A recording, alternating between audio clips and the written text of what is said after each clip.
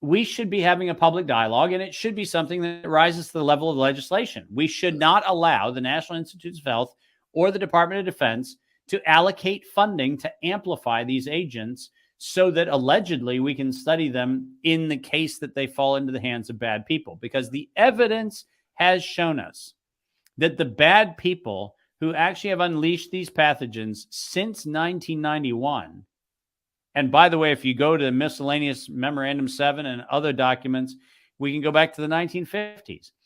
The bad people who unleash these things on the population are us.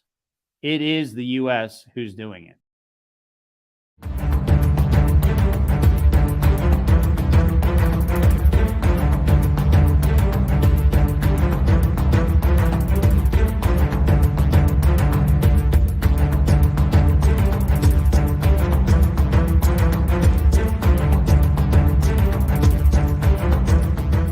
Welcome to the Daily Wrap-Up, a concise show dedicated to bringing you the most relevant, independent news as we see it from the last 24 hours. Thursday, December 14th, 2023. Thank you for joining me today. We're going to do a follow-up on East Palestine to start. I was actually kind of shocked to find out something that I was unaware, and I have been trying to keep tabs on what's going on other than people continually getting sick, which, yes, is still happening. We're going to talk about the absurd dynamic that's happening, the reality of what's happening on the ground in East Palestine, largely because I think other people are, rightly so in many cases, paying attention to very large stories. But it's interesting how quickly we get deviated, other than just the fact that we're looking at newer stories, by the media's either omission of information from a development, like what's happened since, what they've done, what are the byproducts because of their actions, only looking over here.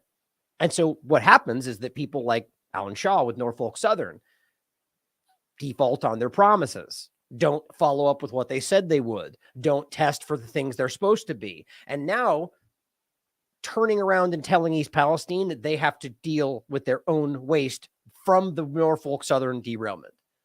And of course, because East Palestine is going to make money because of it.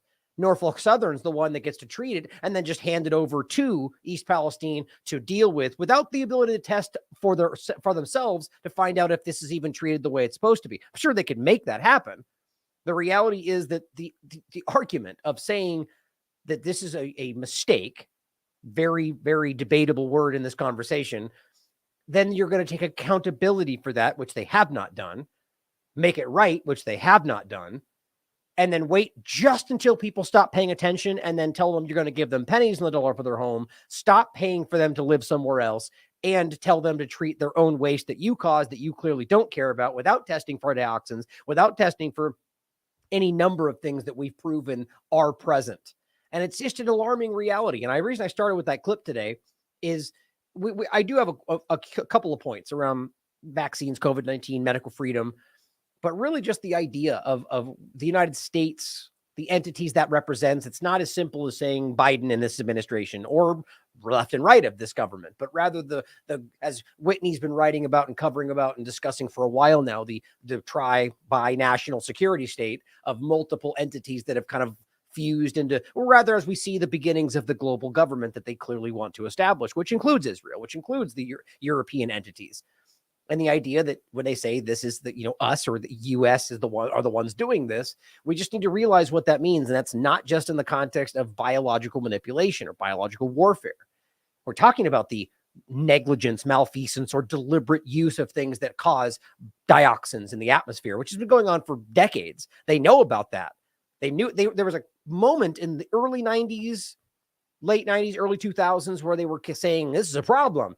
And EPA was talking about it. CNN covers it and says, we're finding hundreds of times the amount of dioxins that are supposed to be in the present. And then it just drifted away. Nothing happened. They didn't do anything to stop it. And it's gotten worse since then. That only happens in a corrupt entity that doesn't care about your health. Well, it pretends to. And maybe at that moment, there was some middle ground there. At where we're at now, they clearly don't care. Even talking about PFAS, which a lot of activists have been screaming about for a really long time, and only recently have they become focused, I think largely because of East Palestine. And now they come out with the article from the Department of Defense that says, well, we need to produce PFASs for your defense, of course. Meaning that they've always known they were making a dangerous byproduct with the things they claim they need for your defense, which I highly doubt that's the reality. And only until you start going, why am I dying? Why are my kids' hair falling out? What's the problem? Oh, well, we need to do it for your national security. I don't believe that. And I think it's amazing that we're continuing to watch this stuff. And I still question what happened on that train and the process in between. And I'll show you my article about that as well. The reality that they did lie. They knew that this was treated vinyl chloride, not something that anybody was. I'm willing to bet you very few people, even in the independent media, know that right now, that this was not regular vinyl chloride. It was treated vinyl chloride, which made it highly unlikely to have exploded in the context it was in, per the expert that Norfolk Southern talked to. Of course, they failed to let the volunteer fire chief that they forced to make the decision about whether or not to dump it and burn it on the ground with no precautions. They didn't tell him that. This is why he said he was railroaded, no pun intended. But none of this seems to matter, as Norfolk Southern is still doing whatever the hell it wants to. Now, that long point on that to open, we're going to talk about that dynamic. We're going to also discuss a development in Syria that I think, which you're all very well aware of, but just to show you what, it's kind of the same point, who we're actually dealing with.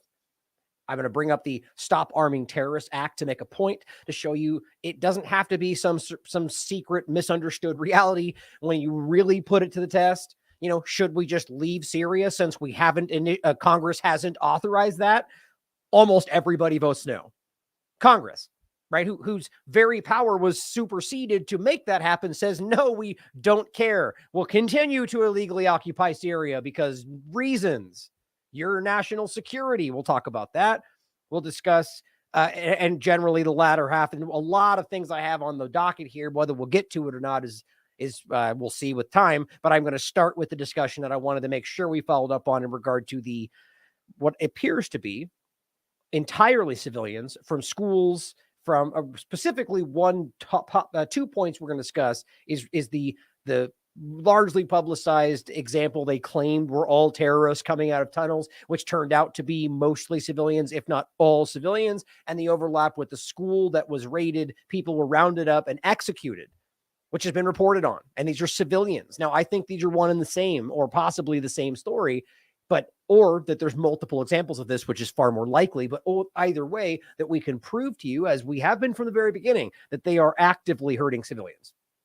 And they've admitted this 15 times over from different examples, from different positions of authority, from different platforms of media, and yet we still act like that's racist to point out that what they literally said they're doing is happening. And we'll have a lot to get to, and I won't discuss it to start just in case we don't get to it today, but there's plenty to talk about. I wanted to start by showing you this. I think this is really interesting, and it's another badge of honor for the last American Vagabond team. Now we're getting looked at by NewsGuard, which shows you we're really talking about true things, or rather, however you want to frame this, which shows you we're really reaching people with what they would say is misinformation, that you can back up with facts and documents and scientific studies, but misinformation all the same that they don't like you to talk about. All it really shows you is that the lastamericanvagabond.com is a concern enough for them to review, they say. This is for the podcast, Annika Slachta, reaching out from NewsGuard. If you don't know what that is, as she just explains for you in the beginning, my name is Annika Slachta, and I'm a journalist with NewsGuard. Well, that's debatable. NewsGuard is not a journalist platform. It is a supposed fact-checking platform, which is very different than a journalist, by the way, but they love to just kind of shoehorn that in to make themselves feel good about themselves. No, it's a propaganda platform that actively and provably, as pretty much everybody, even they seem to know, is about really controlling the flow of information and protecting certain narratives that maybe they're dumb enough to think are actually the truth. But the obvious example of things like they fact checked, myocarditis and vaccines that we literally all admit happens now, or any number of things that we've already talked about.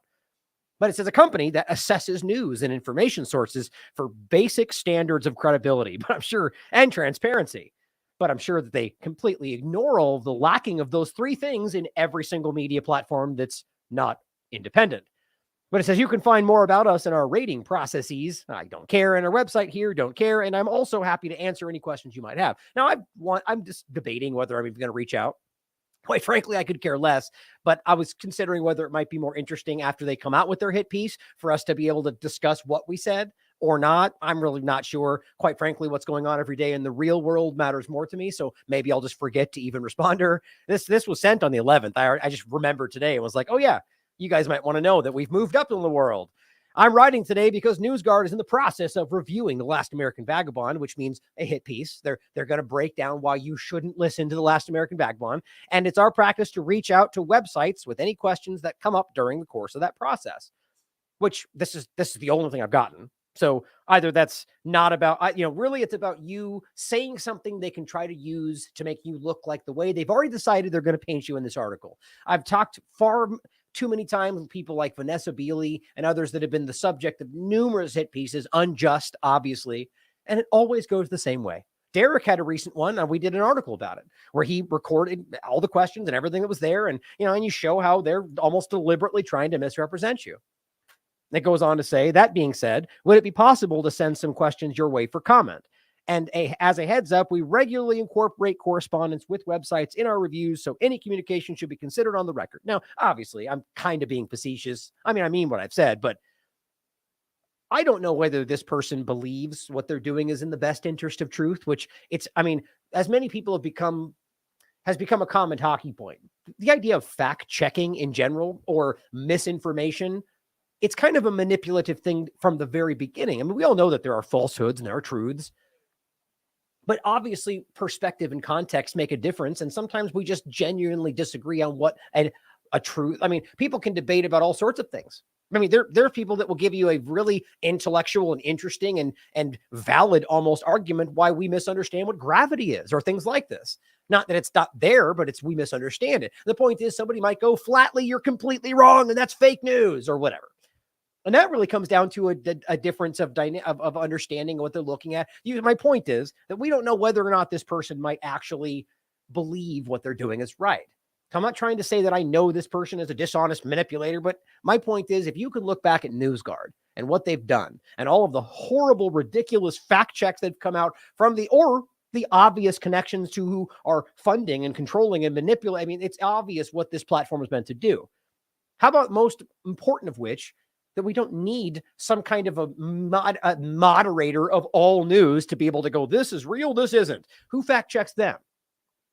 Right? Okay, so what if can't they make mistakes? Okay, so somebody comes out, I'm the fact checker of the fact checkers. Okay, then who fact checked it? You get the point.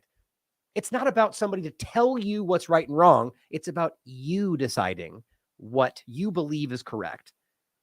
And you can care enough to try to make sure you're right or not. That's a personal choice for you. The point is that you don't need somebody to tell you what is and is not the truth. You need to be smart enough to decide for yourself. And sometimes you can be wrong. The point is, though, I think it's honestly obvious that we are making waves, which I love. My Coinbase was recently frozen. We have a lawsuit where we're currently being sued, which again, I can't really get into until we kind of flesh this out a bit more. Just as you guys well know, most people are aware of how that works today. I don't want to end up doing something that might make this more complicated, but I guarantee you, I will let you know what's going on in this when I feel it's appropriate, one way or the other. No matter how it goes out, I will make sure you guys know what's going on with that. But you're going to laugh. It's wildly frivolous, and I guarantee, interestingly, it all comes down at the same time. Anyway, we're going to start today with the point about the anti-human agenda and how this overlaps with the East Palestine conversation and all the rest of the things we're discussing. But I think it's really alarming how everything seems to be centered around a lot of this could be malfeasance, right? That they're doing what they want to do and they just don't care if that, whatever the byproduct is, hurts your children. That's obviously part of it. But I genuinely think there's more to it, even just in the things like dioxins and PFAS and benzenes. And, like the point is, if we know benzene is dangerous, which it is, which that came out during East Palestine for most people, you look at it and you go, yeah, this is fun. This is objectively bad, no matter what. And then go, wait a minute, why is this in children's toys? Why is this in sunscreen? Why is this? Oh, maybe because it's cheap. I'm not even saying I know that. I'm just saying maybe that's the reality. And that would be like just because it's profiteering and that's malfeasance. But it can't just be that. How is it possible that you're using the most? I think there is a lot more sinister agenda around a lot of this stuff. That's my personal opinion. But when we realize how completely drenched we are in endocrine disrupting chemicals, and which is glyphosate, dioxins, or multiple things you'll find in these there's so many things that are drenching us in dangerous, in the sense of endocrine disrupting chemicals, hormone altering substances, or things that cause cancer, or things that shorten your lifespan, or things that lower your IQ, like fluoride in your water, which is going to come out, as Derek has been breaking down. The leaked report already came out. The point is they just pretend it's not there because they're holding it back. Actually, I should grab this because I didn't get to publicize this in the show. Derek has we're going to be discussing this in an upcoming interview. Derek's article here. Landmark fluoride lawsuit restarts in January. Here are the 4 reasons you should care. And actually, on that note, since I forgot this as well, you guys make sure you are, if you want to see him do this, and he's going to do it either way, but if you want to help support us, we're trying to raise enough money to send him there without affecting the rest of the work in TLAV, but we've all decided this is important either way. So Derek's going to be going to the culmination of the fluoride trial. We've only raised about 500 so far of 6K is what we put it as for the 2-week period, flights and hotel stays and everything else. And we plan on doing a lot of work there. So if you'd like to support this, please help us out. Here, this will be included for the Give, Send, Go. But this is obviously a problem. It's hurting your children's IQ and a lot more than that. And guess what? They know about it. They know that it's hurting you. So to this first tweet, and you just have to laugh at stuff like this because this is how bad it's gotten. Daily Mail, citing a very real study, which I've already seen, scientists say breathing is bad for the environment. Breathing. Gases we exhale contribute to all 0.1% of the UK's greenhouse gas emissions. That's assuming that greenhouse gas emissions, or rather specifically your carbon dioxide breathing out of your mouth, has any negative effect on the planet at all. And it's not just some political manipulation. We're definitely hurting the planet, but whether or not that is the problem, I think we all know is a manipulation. The point is, though, a little too on the nose, right? Totally not an anti-human agenda, right? But please, if you could just stop breathing for us, thanks. That'd be great. Really? And then, of course, enter the climate change filter masks that already floated during the COVID illusion. Remember that? Here's a mask that you can turn on that helps filter carbon while you're... let me see if I can grab that, actually.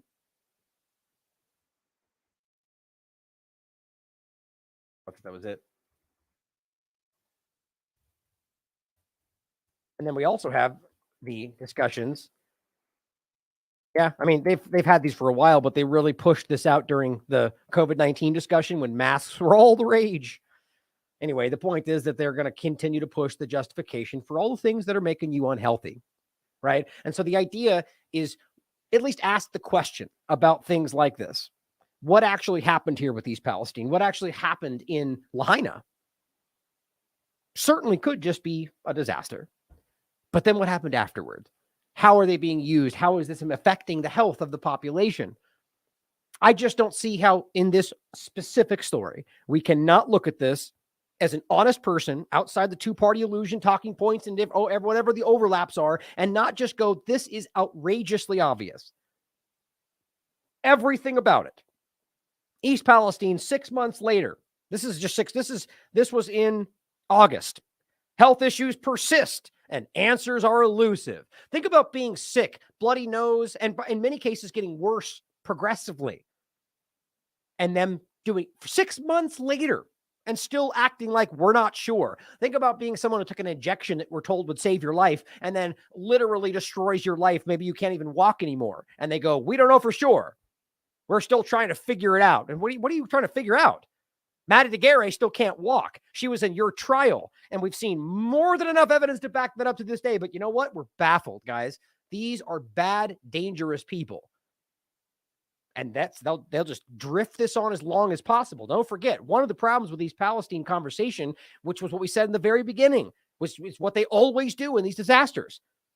They spread the problem as far as possible, which they've effectively done, and then act like you can't really discern what's their fault and what's not.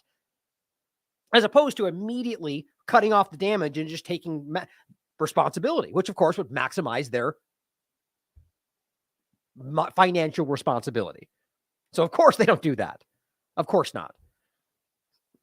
6 months later. Then we can go forward to just 2 months ago. East Palestine residents getting sicker, testing experts say. Think about how crazy that is. October 2023, and they're not getting better. They're getting sicker. Not every single one of them, but more than enough. And let's not forget, for those that still act like, well, we don't know, the CDC went there themselves and got sick. Right? This was well after the disaster. 15 people went, 7 of them got sick with all the same symptoms that aligned perfectly with what other people were dealing with and aligned perfectly with what they thought would happen based on what they thought was a danger.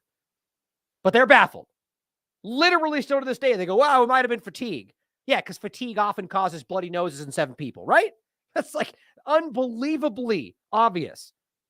They know they're lying to you. They know, you know, and they don't care. Oh, let's not forget, it wasn't just the CDC. Other teams working with the EPA and others were also getting sick as they were trying to deal with this process. This was March 2023. So this is an article that I wanted to touch on that was written in November this year from the Huffington Post. Some people are still talking about this story. A roll of the dice, it says, the unknown threat of exposure to chemical mixtures. Now, one of the main points here is they know well that they don't know, or rather, at least not publicly stated on some kind of website, that what the overlap of these chemicals will be. Despite that, they still pretended like they knew everything was fine. And then even though we know they know it wasn't, we can prove that with the test that they weren't taking. That's the whole willful, like plausible deniability. Well, we don't know. We didn't even look. So how do we know? Well, everybody else showed you their results and you know, and your teams got sick. So we know, but they did take some, but they never are well, I shouldn't say that. I know that there were some preliminary tests around dioxins that they took, they said was super low. And I'm going to get into this article. The point is that there has been countless, I think over 8 independent groups, even the group from Texas A&M that came and tested and found shocking high levels of dioxins that were way above the safe level, and this is well after the fact, and they knew this, they didn't care. There's a lot in here you should read about just the whole overlap and the background story, and but you guys know this well, especially if you're watching this show. But it says no one in East Palestine was exposed to a single chemical, and this was Lester, one of the group, the people we've already discussed. He's an expert in cleanup, toxic cleanup, and these kind of past examples. We've talked about Lester. We've talked about Stephen. I think it was Stephen Lester. I'm blanking on the other guy's name. It's been a minute since we've talked about the story, but there's at least 3 of them that we've personally discussed on the show, and their independent findings all showing shocking levels of dioxins, as well as Texas A&M and a couple of other groups that have done the same. But so he argues the EPA's dropped the ball, obviously. He's one of the earliest people that were there. He says people were exposed to multiple chemicals, many of which affect the same target organ. Again, what a coincidence, such as the central nervous system. By the way, let's not forget this happened at an interesting time in the worldwide experiment that was ongoing and still is to this day, where they're talking about the COVID-19 injections and all the rest of this, right? How do we not see this as an active experiment? How do we, what if something in this that was put out as some kind of another test to see, these sound like conspiracy, whatever people believe that term means these days, which really ultimately means this sounds like something you're supposed to reflexively dismiss without investigation, because that's supposed to be smart, apparently. But the reality is these are historical concepts that are very real. The idea that your government might, I don't know, spray a biological agent across San Francisco Bay to go, let's just see what happens. Yeah, that's called Operation Sea Spray. Very real. Killed somebody. The idea that your government's incapable of doing this is, if you think that's the case, you're wildly naive. Because guess what? It's provably happening right now. They've admitted to, 239 different times they've tested on the population with chemical, biological, or other agents in order to manipulate, to see what would happen. But it says such as the central nervous system or the upper respiratory system, weirdly aligned with what's going on with the illusion of COVID-19. Scientists have no way to assess the health impacts from exposures to multiple chemicals. This should be obvious from the real-world response that we are all seeing in East Palestine. Remember, this is from last month, where people continue to report adverse health symptoms. Headaches, bloody noses, difficulty breathing. Imagine that. What was the exact date? We're looking at like a year ago at this point, and these people are still dealing with these problems. Must just be anxiety. Instead of acknowledging how little we know and understand, he says, about the adverse health effects caused by simultaneous exposure to low-level mixtures of toxic chemicals. And that's important because ultimately, when you test for one and say, well, it's below the level, you don't, and that's willful ignorance right there, because they know, sort of like saying this small problem is it's just a little problem from COVID-19 injections. Then all of a sudden you realize, well, there's 147 small problems in a pile that become a very real, gigantic risk. Of course, then you realize that those aren't small problems. They lied about that. But my point was always in the beginning, how many small issues can you pile up before it becomes an obvious risk to your health immediately? 1% here, 0.5% there, whatever it is. So this is the game that they always play. They are playing on your ignorance of the situation. It says, read it again. Instead of acknowledging how little we know about what can happen when you're confronted with low-level mixtures of multiple toxic chemicals, EPA instead releases disingenuous and misleading statements in a false attempt to convince people that everything's all right, says the expert. I mean, and you guys, you can look these people up. These are people that even the EPA has used in the past. They're telling you they lied. They know they lied. They intentionally downplayed the problem. For what? The only job of the EPA, as we're told, is to keep you safe from these things. And they lie about it. So clearly, either their job is to protect corporate interests at your expense, or there's something far more nefarious going on. The federal cleanup threshold for dioxins hasn't changed. Oh, this is just saying one of the primary concerns for the people in East Palestine is dioxins. And I argue the only reason they even know about that is because of the independent media forcing that into the conversation. And now they're screaming about it. But of course, even then still, they have yet to do anything about it. The federal cleanup threshold for dioxins hasn't changed since the late 1980s, which again shows you they were well aware of this. Remember in the beginning where they were almost like, dioxin, what are we talking about? Like the EPA played dumb when people asked these questions. They didn't say that, obviously, but the way they responded very clearly gave the impression that we're like, what is this? Like they didn't act like they knew what the connection was. Yes, they did, and they definitely lied about it. Even though EPA's own research indicated that they should have changed those threshold levels a long time ago. The EPA considers today dioxin concentrations below 1,000 parts per trillion in residential areas to be safe. Even though I've proven to you 14 times over with new research, by the way, that the risk is way lower than that, especially talking about TCDD, pretty much the most dangerous chemical on Earth. It's not hyperbole. It's what they used in Agent Orange. They pretend it's an herbicide. And it's been used to assassinate people by the U.S. government. This is open stuff. You can read about this in Wikipedia. The point is TCDD is the highest level dioxin. So when you just broadly say dioxins, well, there's a dramatic scale between what those things are. They know that too. But in 2010, after a multi-year scientific review, see, they were very aware of this. The EPA under Obama recommended drastically lowering the thresholds. Can you guess what they lowered it to? 1,000 parts per trillion, right? To what? To 72 parts per trillion in residential areas. So think about that. So they go, we need to change this, not to maybe 950, from 1,000 parts per trillion down to 72 for residential areas. And even considered lowering them down to 3.7 parts per trillion for specifically residential. The industrial is a little bit higher.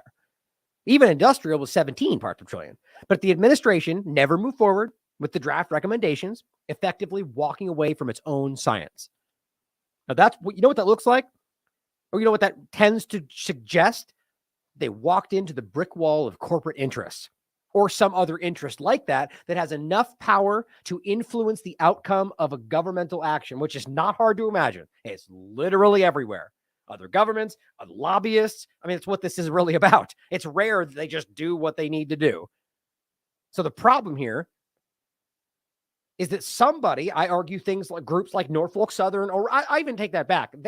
I argue more specifically groups like, I just said that because they're obviously the focus and they're corporation, massive company, but more so things like the government overlap, where they know, sort of like the PFAS point, where they've admitted to, They know already, they've done studies that they do what they need to do for your quote unquote protection, national security. And they know that produces some super dangerous thing. I guess we're told when it comes to it, they try to do it in other people's countries, which is supposed to be good. Burn pits and all the crap they do that really dangerously hurt other populations they pretend they care about. But the point is that probably became the problem, where they go, well, we can't stop making these missiles, whatever it is, some kind of new tech they're working on. Who knows? And so they go, okay, we'll shut up. We'll go back to sleep. We won't mention it again. And that's what happened. That's the gap I'm talking about, guys. They just stopped talking about it. That doesn't happen when you go, oh my God, this is 1,000 times the level it should be. And we tell everybody, and then something just go, oh, never mind. And we never look back until now, when suddenly they have a huge dioxin problem and they go, Doc, so what are we talking about? Dioxins are known to form when chlorinated chemicals like vinyl chloride combust, especially when you purposely dump it on the ground without protection and light it on fire in the middle of the day with nothing to control of any aspect of it. Maximizes the amount of dioxins, understand? All that black smoke, that's what we're talking about, which, by the way, would not have happened if it was an actual controlled burn. In East Palestine, EPA has stressed, because the point is the black smoke, there's the oxygen. The primary thing of a controlled burn is the controlled flow of oxygen. All the black are all particles. That's all the byproduct of burning vinyl chloride. The EPA has stressed that dioxin concentrations have mostly been found at low levels, anywhere from 1 to 20 parts per trillion, which, by the way, is not true. That's the real point we'll get to. Actually, I'll just show you this right now. This is the crazy reality. So they're telling you, 1 part per trillion. Well, one of these independent experts that has been backed up by other independent experts found up to 14,000% more dioxins in homes and their filters compared to the control of what's supposed to be the safe area. That's not a typo or a mistake. 14,000% more, right? So let's just take what they're saying here. One part per trillion becomes 14,000 parts per trillion. Quite a bit more than 72 or 1,000, right? The point is they're lying, as we've already seen them, as even the expert in this article is discussing. They're downplaying the risk. That's not honesty. That's lying. Now it says the point is they're claiming 1 to 20 parts per trillion, which, if you remember, even my work showed you even that is at a dangerous level for the average person. But it says, however, some readings exceed the thresholds from the agency's draft recommendations in 2010. So the point there is that even if you look at if you look at the full report, compare it to what they claim they already know should have been the red level, even that they're going over those levels.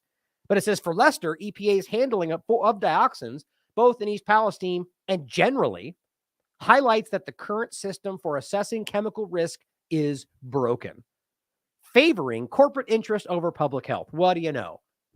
That's welcome to the United States. The point is that they are clearly, in everything they do, leaning into that direction at your expense, despite their mandate being you and your protection. It's not broken. It's designed this way. And that's the thing. That's the mantra we need to understand about the way this government works.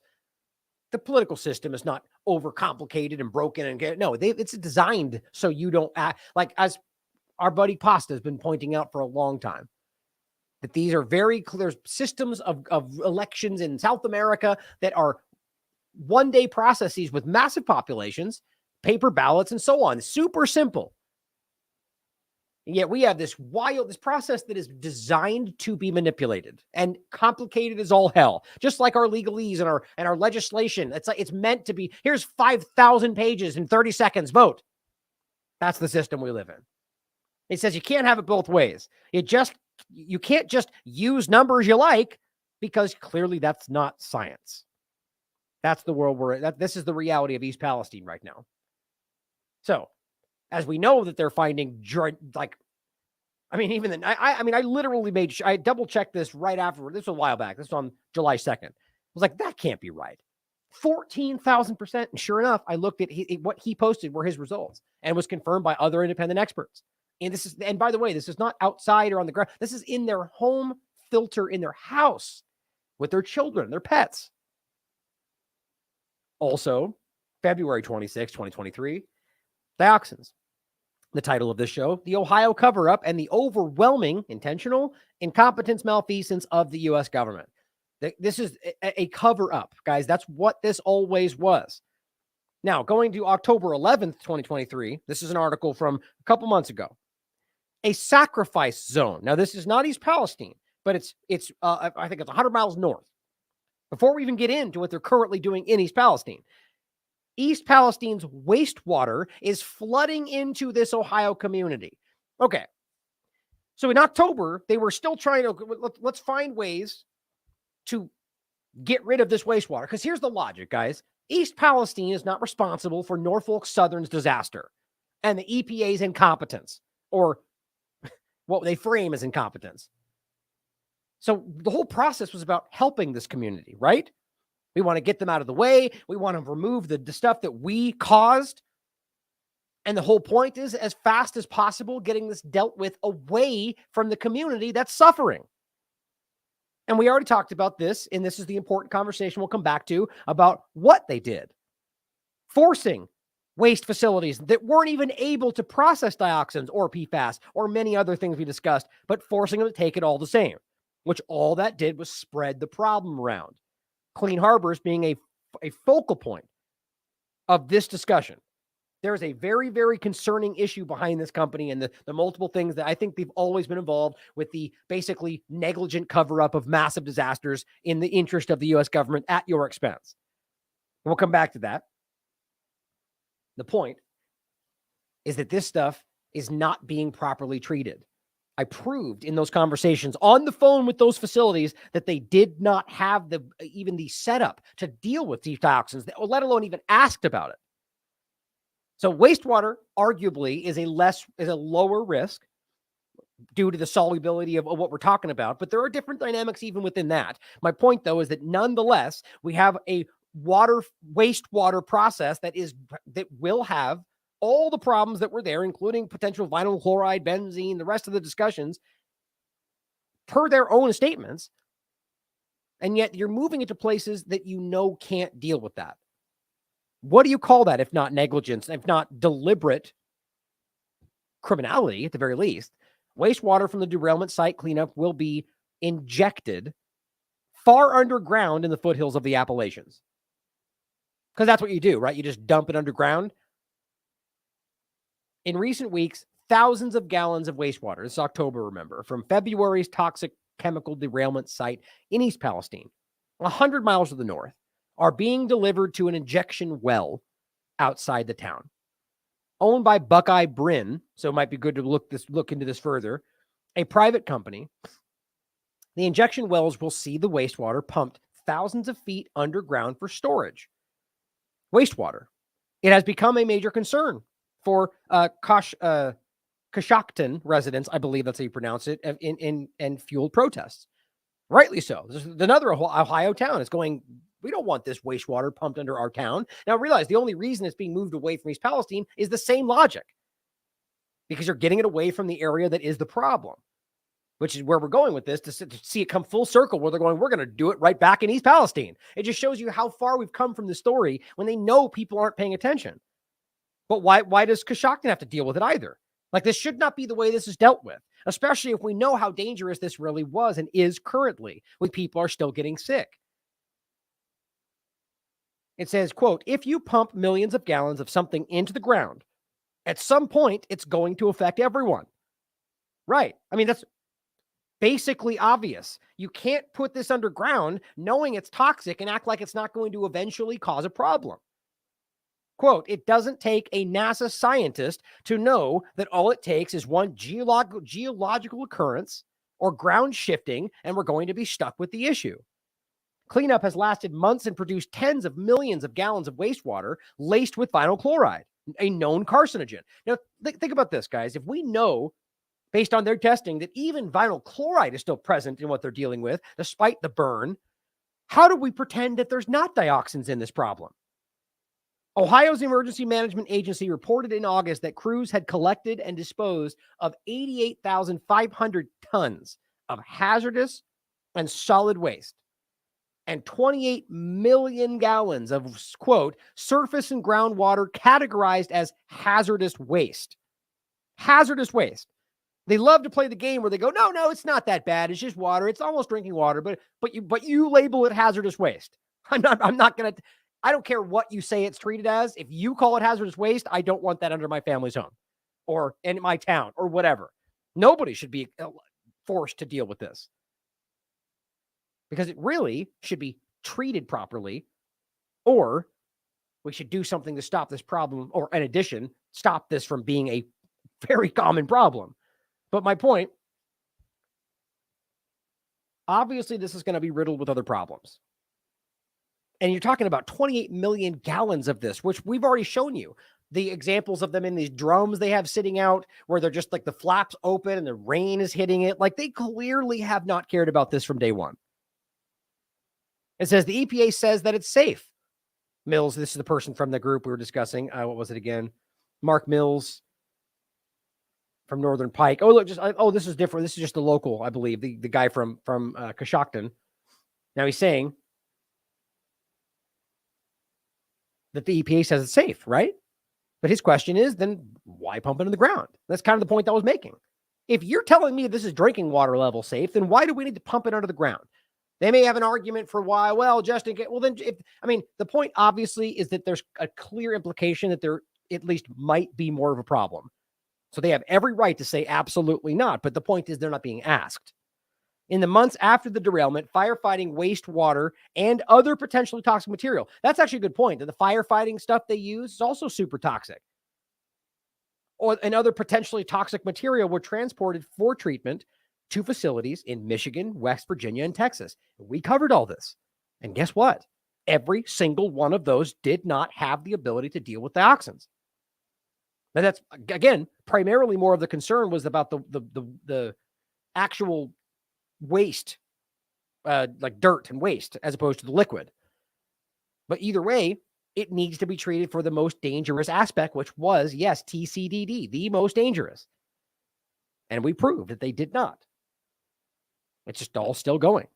Tim Kettler, a founding member of the Coshocton Environmental and Community Awareness Group, has said that at least 22 oil and gas wells within 2 miles of the injection wells that present danger of an overflow of East Palestine wastewater because they are drilled to the same depth.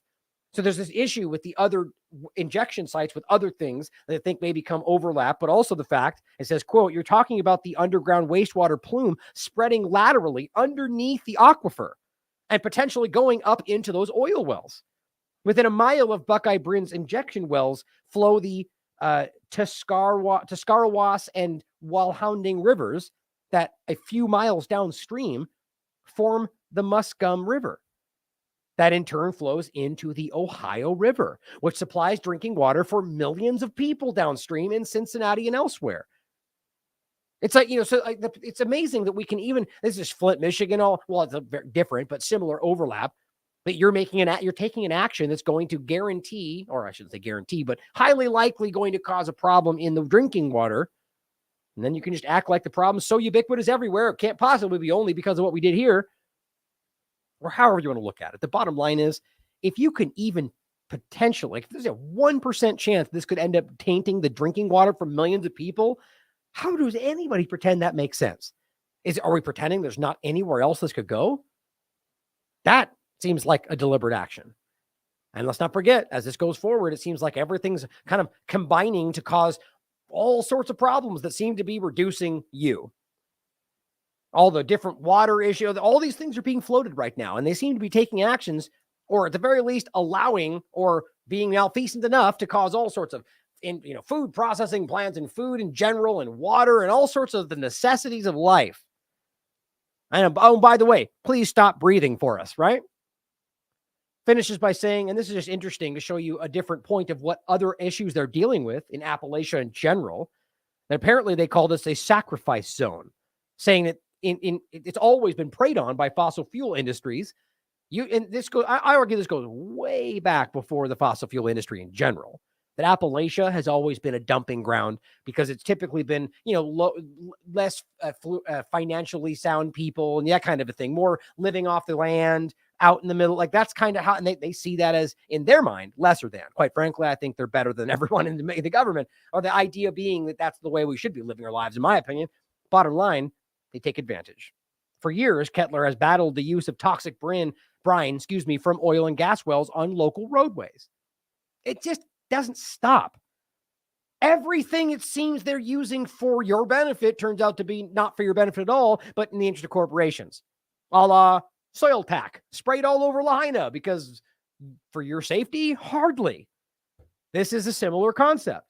In winter and summer, brine is sprayed on the roads to prevent ice and dust.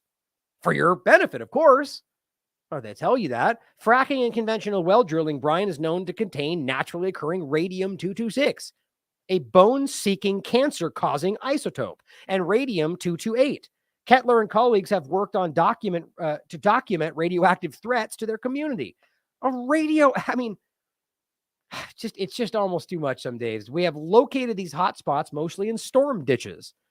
So why are they doing this? Because the companies want that, so they can use the roads more efficiently for their delivery, for what they're accomplishing. There's plenty of other things they could use that would help the roads be less icy than something containing radium-226. Although Ohio's Department of and by the way, I argue that's because they can use something they're already creating as a byproduct, sort of like fluoride in your water as a byproduct that they would otherwise have to pay to get rid of, but in this case, they make you pay for it. Although Ohio's Department of Transportation announced it would stop using de-icing products made from the brine, local authorities, of course, continue to use it. End of story. That's how it works, right? It's illegal, but we'll keep using it and we won't enforce it. So nothing changed except narrative. It's more cost effective, than traditional salt-based de-icing products. Great. So we might cause your kid to have cancer, but guess what? The streets will be a little bit less slippery. Sound good? Kettler said he constantly fears that the brine will affect his family's water supply. And there's the overlap, which comes from a pond less than 100 yards from the road where brine is sprayed. These people don't care. For the past several years, he and his neighbors have been collecting brine samples from roadsides and sending them to testing laboratories. They're awaiting the results. I'm sure are going to take especially longer than usual. Appalachia is a sacrifice zone. It's always been preyed upon by fossil fuels. So this was October. So jump forward to this month, 3 days ago, in fact. East Palestine weighs pros and cons of accepting derailment wastewater for treatment. Now, don't be confused by the article. They don't care what you think. They don't care what East Palestine people think. Just like they didn't care with all the rest of the pretend city community meetings. They acted like we were going to hear your thoughts and then did what they wanted to do anyway. Now, yes, I know I'm very jaded when it comes to government, but you tell me where I'm wrong. And when this continues to go the way I'm telling you it's going to go, remember that I said that. Because this is what's happening, guys. This is how frustrating it is that they can pretend like they care what you think. I mean, coming off the conversation of like trying to find ways to get rid of this water elsewhere, suddenly comes back to going, oh, well, we'll just send it back to East Palestine. There was a flurry of questions Monday night on whether or not East Palestine's wastewater treatment plant should accept and treat wastewater from Norfolk Southern's derailment site. Some people are concerned about the tests for contaminants and their accuracy. Yeah, because they've been lied to. Plus, there are concerns about the water flowing downstream. The head of the wastewater treatment plant in East Palestine says some profits could help keep bills down. Right, in the event that they care to maybe let you see some of that benefit. Maybe. As opposed to possibly just increasing prices for their own benefit. Sort of like after 2008, where we gave all that money and they just gave themselves bonuses and nobody cared. That's how it actually works. But I'm sure they promised, give us the money and we'll make it all better for everybody, except they didn't. The benefits to accepting and treating the wastewater from the derailment site in a process he says is safe. This is Scott Wolf, who we'll talk about in a second. I tried to call today and got a really, really weird response from the office, acting like, oh, he's out in the field. And okay, well, who can I talk to about this process? Well, he's the only one that knows. So Scott Wolf is the only one in Ohio that knows how this works. I find that hard to believe, but we'll keep following up. But it says, but because the treated water will be pumped into the Leslie Run, which winds its way to the Ohio River, there are worries about what will end up. Okay, so now we've got this conversation where couple months ago, they were wanting to dump this into the area up here, which would also eventually lead its way back to the Ohio River, which gives drinking water to millions of people. And here's Norfolk Southern now turning around and forcing, or rather, which I'm going to tell you will be the way this goes, the people in East Palestine to deal with the problem they created at their expense. Well, he tells you again that they're going to stop funding what you need. Ending relocation aid right after, pretty much right at Christmas. Great people. Now it says this sediment is contaminated with a variety of pollution. When you muck it up so that heavy discharge coming through that is going to pull those pollutants out from the bottom and send them down the stream, as the Three Rivers Waterkeeper, and this, I spoke with Heather from this group today, we're concerned about that because we monitor, patrol, and protect the Ohio River. That's one of the ones they basically monitor, which is a drinking water source for 5 million people and is a recreational course for 50 million people. Quote, when something comes out of the treatment facility's effluent discharge space into the Leslie Run, which is like one of the worst polluted kind of runoff rivers, I guess you call it, from what happened in East Palestine that ends up flowing into the Ohio River. As they are mentioning, they are opening themselves to the Clean Water Act violations. Now, her point in this is that if they should do this, that opens them to potential violations if you find out that there are more problems. But my point is that these people don't care. Who are you going to look to? The EPA? Do you think they're going to hold them accountable? Right? And I'm glad they're saying this because this is the right thing to say. But the point is that I'm very skeptical that even using that will come to any kind of actual accountability because they've already proven themselves to be dishonest and colluding to hide this whole story. It says that facility does have a National Pollutant Elimination Systems permit, the NPEDS, and that requires them to operate in limitations. And if they don't, they can be sued using the Clean Water Act. Essentially, the argument being that they would just dump this in, as opposed to doing it in slow amounts. But I don't think they really care. It says other people here questioned whether the equipment will be able to test accurately to 1 or 2 parts per billion. And others want a list of chemicals they will test for, none of which they got.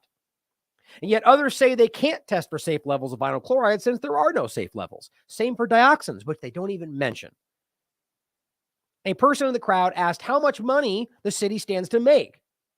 And so did 21 News. But guess what? They didn't answer the question. Of course, because they're all honest about it. Residents want to know what guarantees are in place that wastewater treatment bills will go down and won't go up if this agreement happens. That's all they're really banking this on is, well, you do this and we'll maybe lower your water bill. Or also give your kids cancer in the process, but maybe 15 cents off your water bill will make it worth it. Another resident explained many folks are still going through trauma from Norfolk Southern's toxic train derailment just 11 months ago. They are upset East Palestine will not say how much profit it will make. So think about how gross this is. The state, the actual town itself is trying to make money off the processing of the problem that they all seem to not, even the local government didn't seem to care that much, in my opinion. And the idea being is now it seems like a payoff to me. In fact, in regard to taking money back to the or rather waste back to the location that the whole point was to remove. I don't even know how that makes sense to anybody. Will not say how much profit it will make and ask city leaders to put residents over profits and express that people are tired of them putting profits over the residents. I want them to put people over profits, he said. And this they said multiple times in the meeting that it's about profit. It's all about monetary profit. Like these people are outraged. They don't care. They're telling them to their face, we're going to make some money off this. And they're sitting there with their families suffering and people still suffering from symptoms. And they say, we don't care. And that's my point. These are not about actually going, we hear what you have to say. These people didn't want what they were selling and they just didn't care. It says, why won't they tell us that now? They know how much. It's already been a part of their conversation. The fact that they don't, again, that's more trauma for the people. The more you keep stuff from people, the harder it is to trust you. And this community should be about rebuilding trust as well as rebuilding foundations. East Palestine Village officials said they will consider what the residents said and decide at a later date. Hardly. This decision has been made. Here is another article, the Morning Journal, this is from today, actually. It says, while Water Superintendent Scott Wolf, who I'm going to try to get a hold of, who initially presented the proposal in council in August, gave a general explanation on how the village would receive the wastewater from Norfolk Southern temporary treatment facility. So this is the interesting part about this. So this goes two ways for me. You have to realize, so this is not only now trying to send this back to the official water treatment of East Palestine, but what they're sending it back from, mind you, is a temporary treatment plant that Norfolk Southern built in East Palestine. I mean, that's salt on the wound. You can't just, you're literally dealing with a process that you created where people are suffering, and you're not even trying to deal with the main issue, which is dioxins. And instead of removing it even out of the area to not deal with it, you just keep it in East Palestine and not deal with it. And now you're going to dump it back on them to put under the ground when you haven't dealt with it. That's the reality. And Scott Wolf seems okay with this, apparently. It says, excuse me, that they would receive it from Norfolk Southern's temporary treatment facility.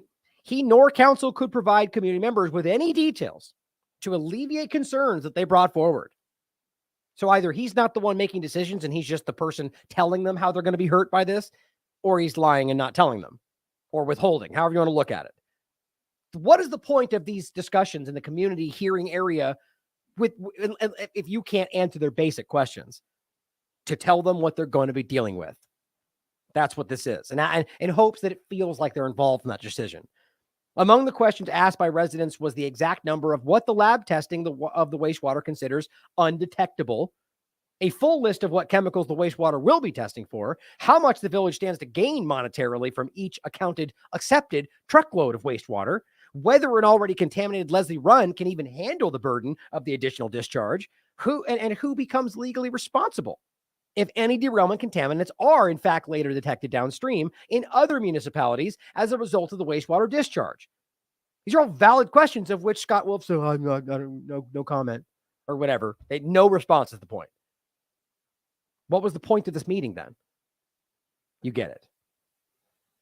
God, it's crazy. So they're literally saying, like, the residents know what's going on. They're pointing out the reality that there are things that they're intentionally not looking for.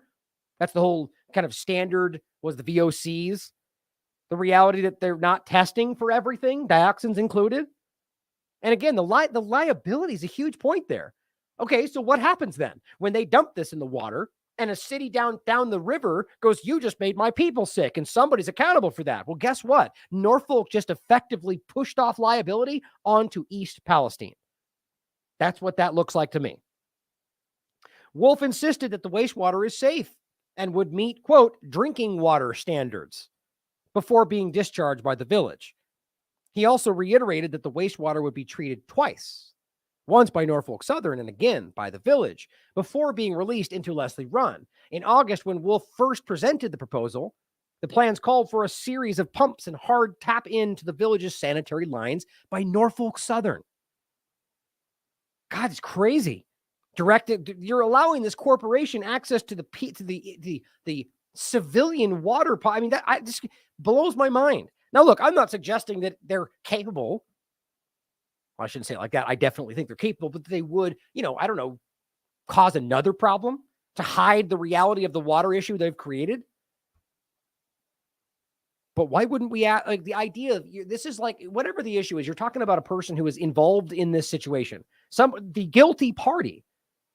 And instead of keeping them out of the response, you're letting them dictate it. You're even giving them access to things that they could later further manipulate. On Monday, he said the water would be trucked in but still supported the idea, saying the wastewater had to be disposed of somewhere. And then he believed the village should take advantage of the opportunity to make money. Right. Well, it's got to go somewhere, so let's just dump it right back into the area that's currently still suffering so this state can make some money. Why do we think that's going to benefit the average person? However, all of the public comments offered at the meeting were, of course, against the proposal. And some went as far as accusing them of putting profits over people and subscribing to the same way of thinking that many believe led to the derailment to begin with. Okay, so do you really believe that, seeing as how everybody said no, that they're going to go, oh, okay, we won't do it? No. Things have already been exchanged. This is already happening. That's my point. This will be done no matter what they want. It says, quote, we keep talking about monetary gains, but what about the people? This community has already been traumatized, and this is re-traumatizing them. This is a mental health worker who's been working with the residents to navigate through what they've been dealing with. It says, quote, you've said multiple times in this meeting that it's about profits. I don't care about the money. I care about the community and what the people here have been through. Haven't they been through enough? I care about the trauma, he says. Of course, Scott Wolf dismissed these concerns and asked Conrad if he currently pays a water bill. Because think about how insulting that response is.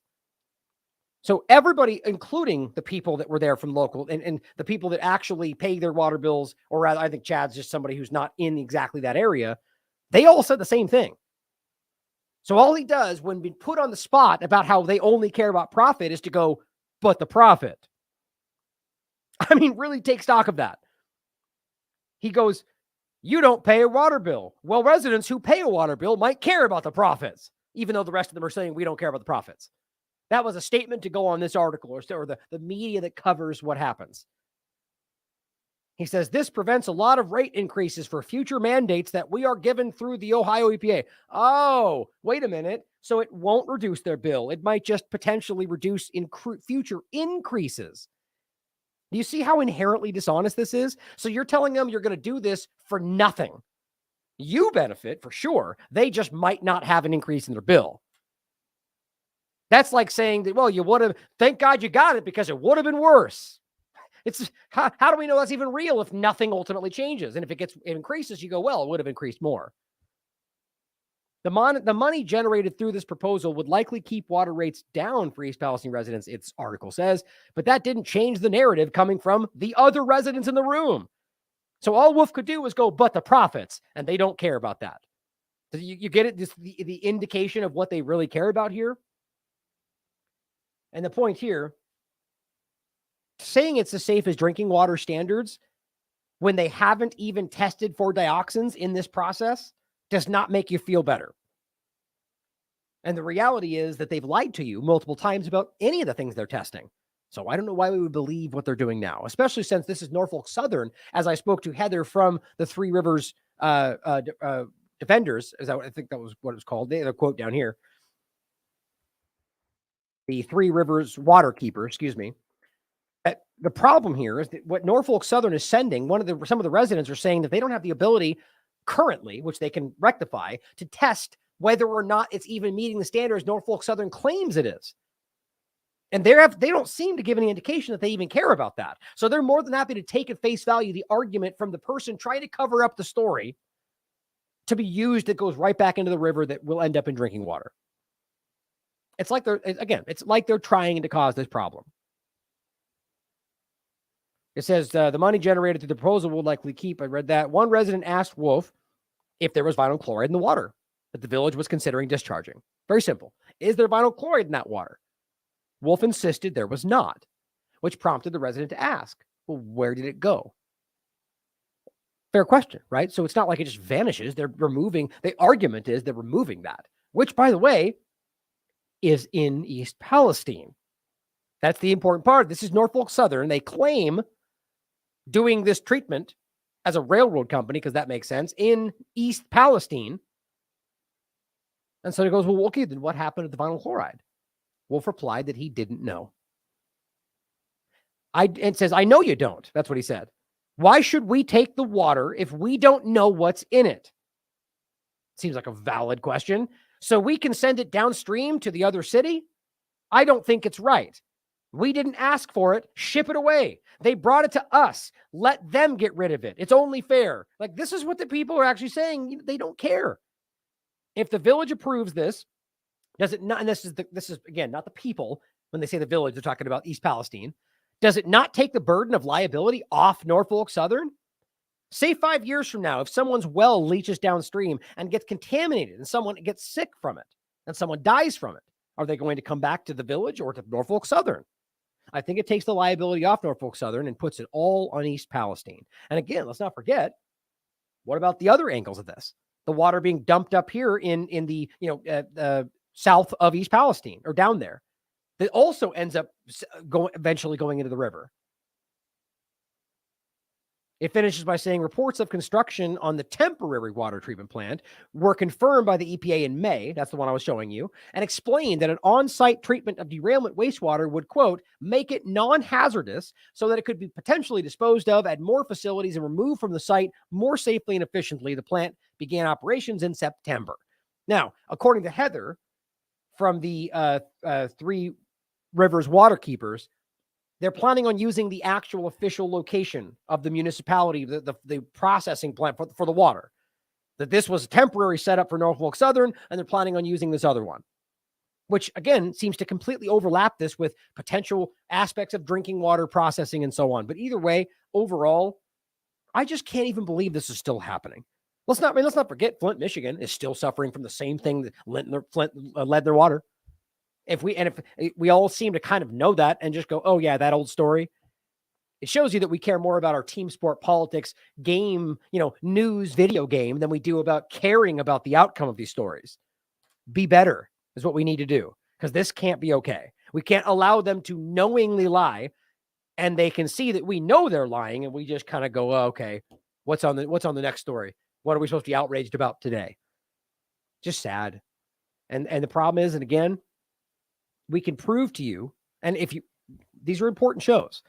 I have these groups on the phone talking to these facilities, and they admit on the phone that they do not have the ability to deal with what we in this show prove is in what they're sending. But of course, in an honest world, that would be huge worldwide news, but not in a game that doesn't allow nonpartisan objective people to play. But then even also ask yourself, this is public, right? Why didn't Laura Loomer pretend to break this story? Why didn't Tucker Carlson or any of the rest of it? Because they're not supposed to, in my opinion. Or at the very least, it's just not in their interest because it's not something that aligns with their agenda. The point is, this should be gigantic. So listen to it for yourself. I have them red-handed. And I followed up and did it with all the rest of them too. Clean Harbors Waste Disposal Ohio scandal. And I'm forgetting the other guy's name. One of the other experts I spoke to was Steven. I forget his name. Remind me in the chat what his last name was. One of the other experts that was doing the research in Ohio. He's the one that said Clean Harbors is acutely connected with this story. And again, the largest point. Investigation found that East Palestine's controlled burn, which wasn't controlled, was unnecessary. This was in a court decision. They ruled that it was unnecessary. Why? Because it turned out that but Norfolk Shaw himself spoke to the experts that told him, quote, it was highly unlikely that this was going to explode, which, by the way, was the entire reason that they did the supposed dump and burn, because they said it was going to explode. Their experts said it was likely not going to. And guess what? Norfolk Southern, Shaw in particular, left out when he spoke to the volunteer fire chief. The only thing that seemed to matter in regard to whether or not they should do the most dangerous thing that seems to have ever happened in East Palestine. Why did they do that? Right? Why did they choose to bury what was there and run the train away only to dig it back up and deal with what was under the tracks? What was going on here? What were they covering up? What actually happened? The thing we know for sure is that they're caught. But there's no real accountability arm in this country to do anything about it because they're one and the same. It's very sad. And just to end on that horrible point again, Norfolk Southern, as of 4 days ago, has said they're going to end the relocation aid.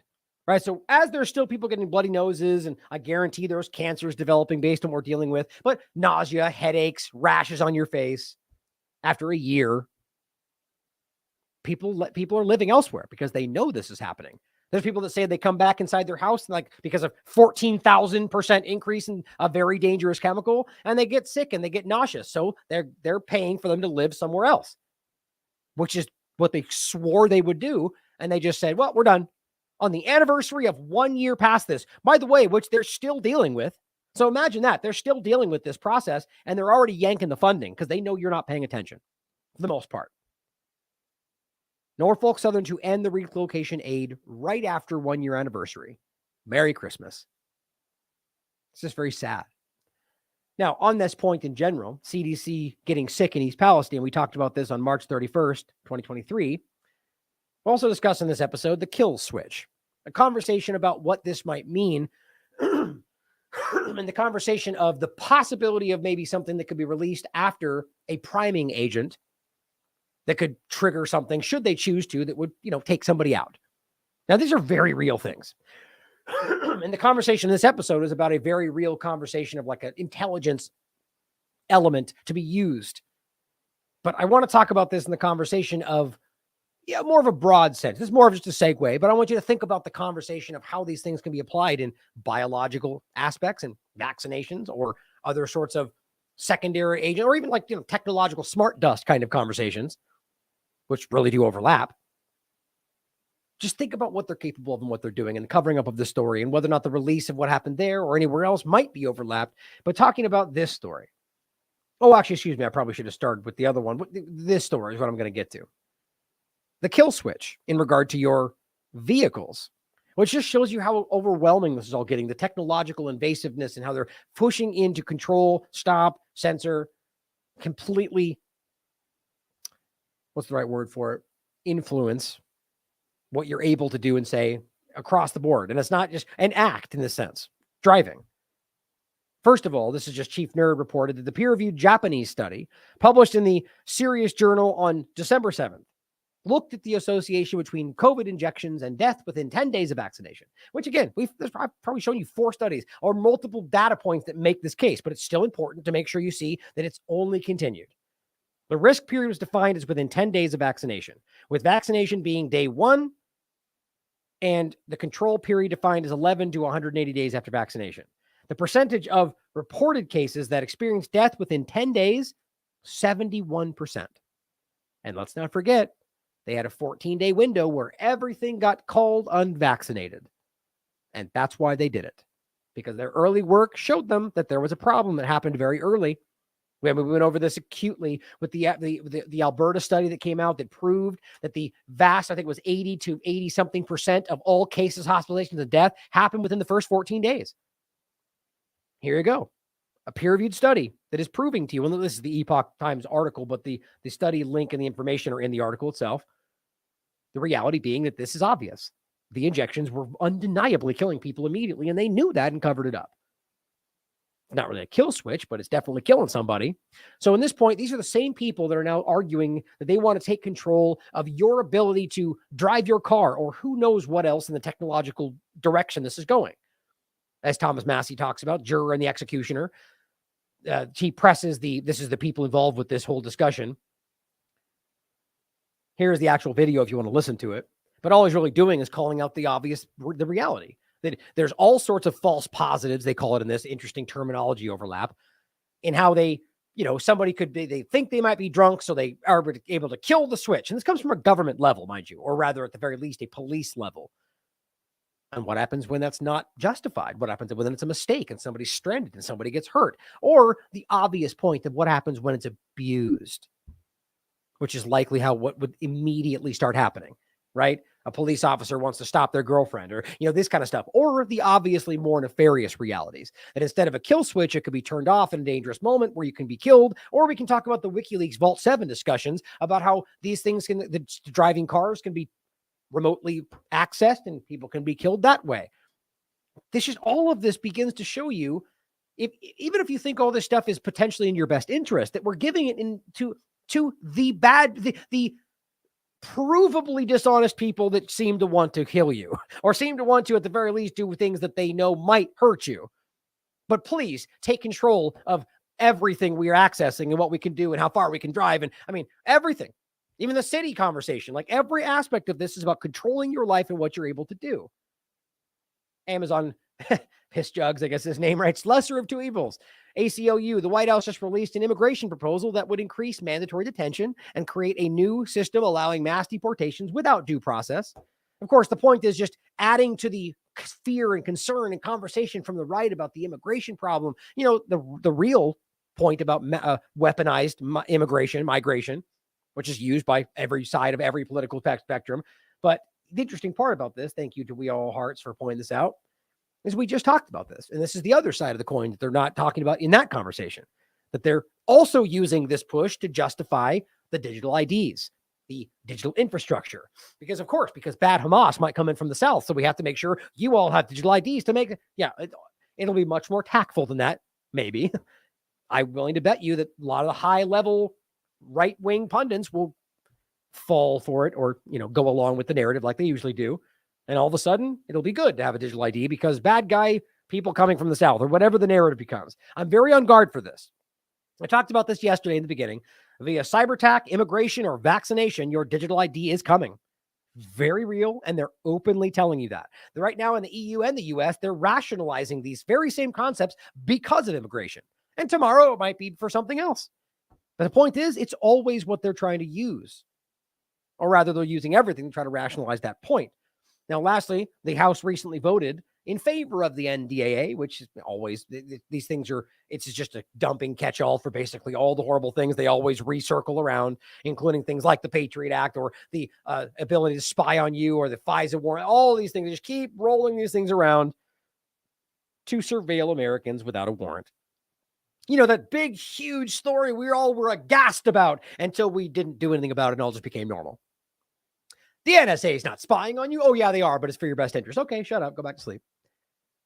Right? So they lied about it. We know they lied about it. We caught them lying about it.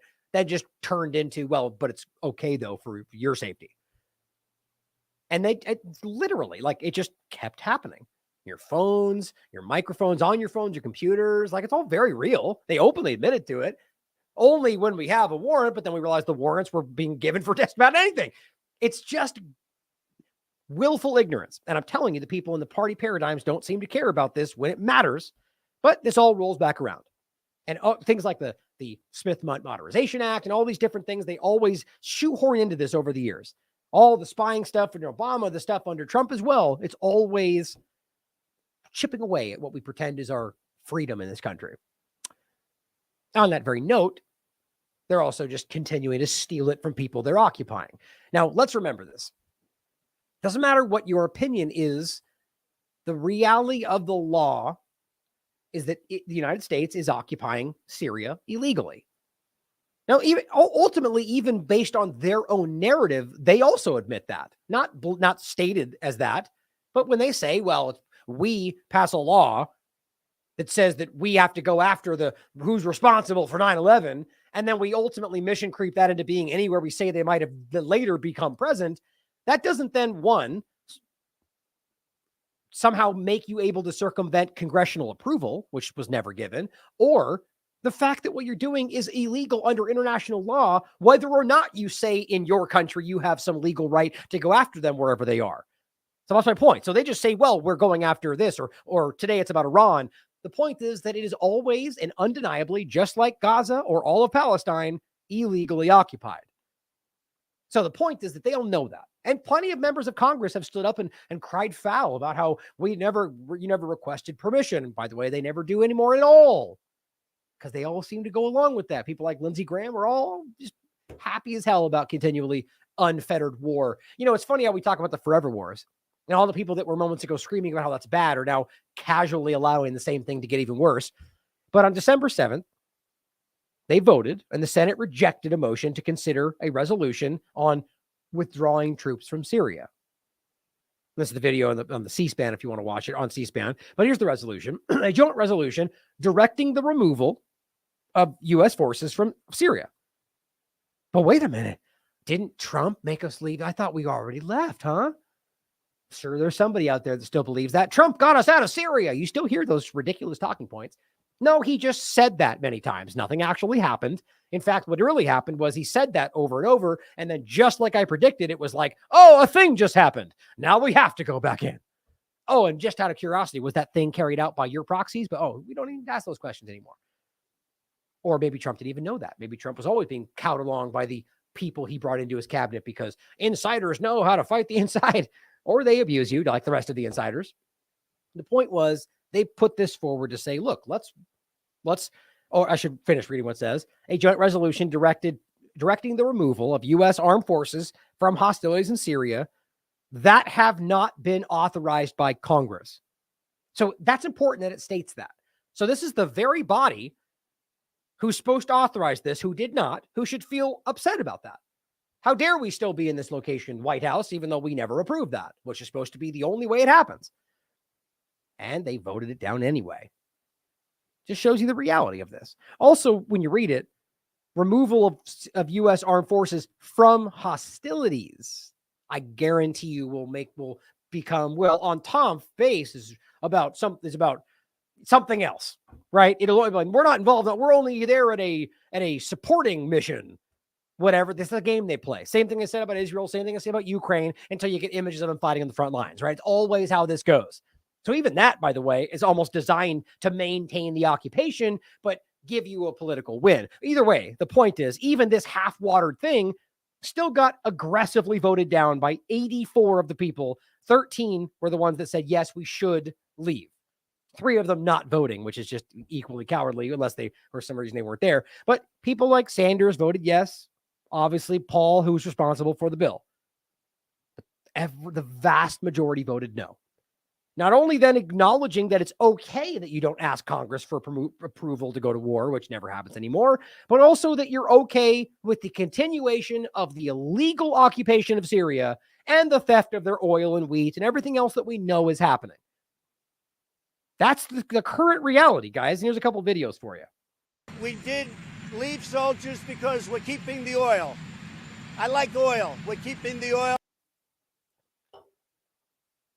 The United States still had compelling forms of leverage on the table to shape an outcome that was more conducive and protective of U.S. interests. And we identified 4.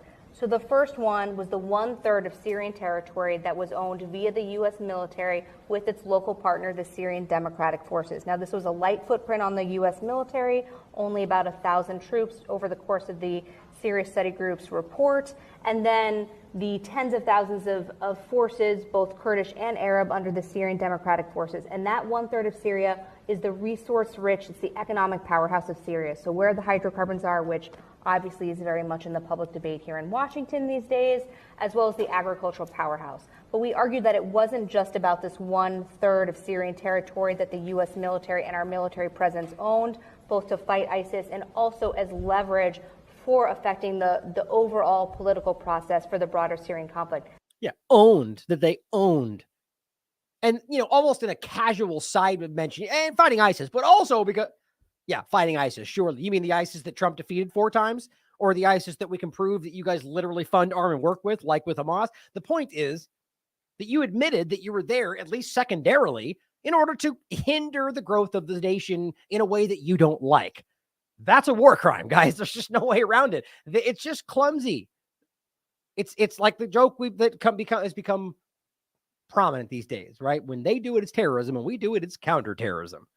When in reality, it's the exact same thing. There were 3 other areas of leverage. One is political and diplomatic isolation of the Assad regime. So holding the line on diplomatic isolation, preventing embassies from going back into Damascus. But I thought you were fighting ISIS. Then, mission creep, right? It gets turned into whatever you want to argue it is. Suddenly we got to stop Assad because he works with Iran, and Israel is like Iran. But what's about ISIS? Well, they all work with ISIS, so just shut up. 2 is the economic sanctions architecture. So some of this is part of the maximum pressure campaign of the Trump administration on Iran, but there's a whole suite of both executive and congressional sanctions on Syria and Bashar al-Assad, both for human rights abuses in Syria and to the backers of Assad for their activities in support of him in Syria. Isn't that funny? So it all boils down to what they allege he committed, most of which has been proven to be committed by rebels that are backed by the West, which is usually how this goes, and people are finally starting to realize that. And so you sanction him based on lies.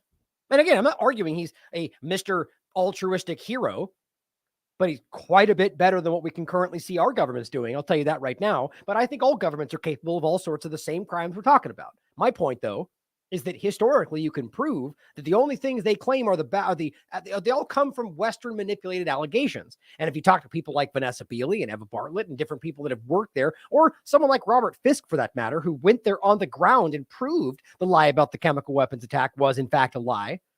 The point is that's interesting. They go from that to go, anybody else anywhere that helped him is also now getting sanctioned for. So you just make an allegation and just start trickling down sanctions to anybody.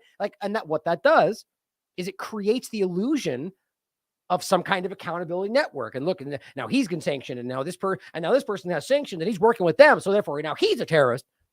All of it stemming from unprovable allegations, or in fact, debunked allegations from going back to Carla Del Ponte from the UN. One of the earliest allegations that we remember in this whole Syria conflict about the chemical weapons use, where she said on the record, we did our investigation, and it turned out the rebels were the ones that used them. They just went right back to saying that was Assad, and they never did. Nikki Haley still says that.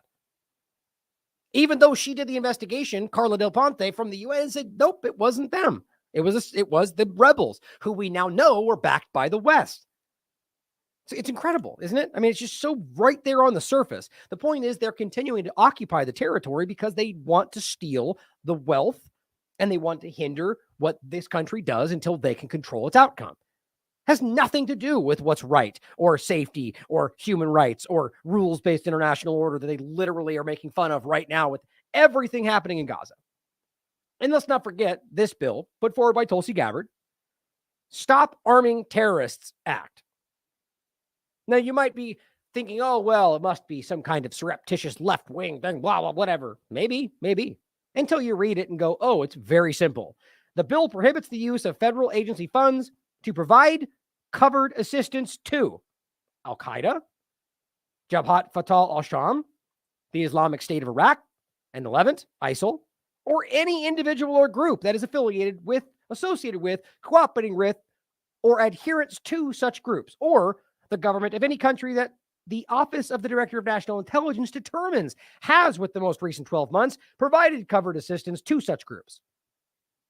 Pretty simple, right? So if this was real and our government was truly trying to stop these bad guys, well, this would have been like a no-brainer, right? Well, obviously, let's stop. Nobody should be funding our enemies, except it didn't happen. You know why?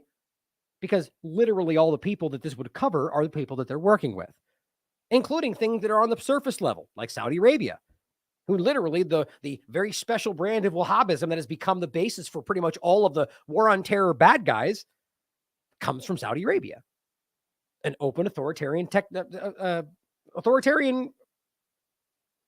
dictatorship. So they're probably worried that somebody, maybe next year or next Congress, they're going to say, oh, well, we don't like Saudi Arabia. So the point is that they said no, because this is, make it as simple as possible, because they're working with these groups.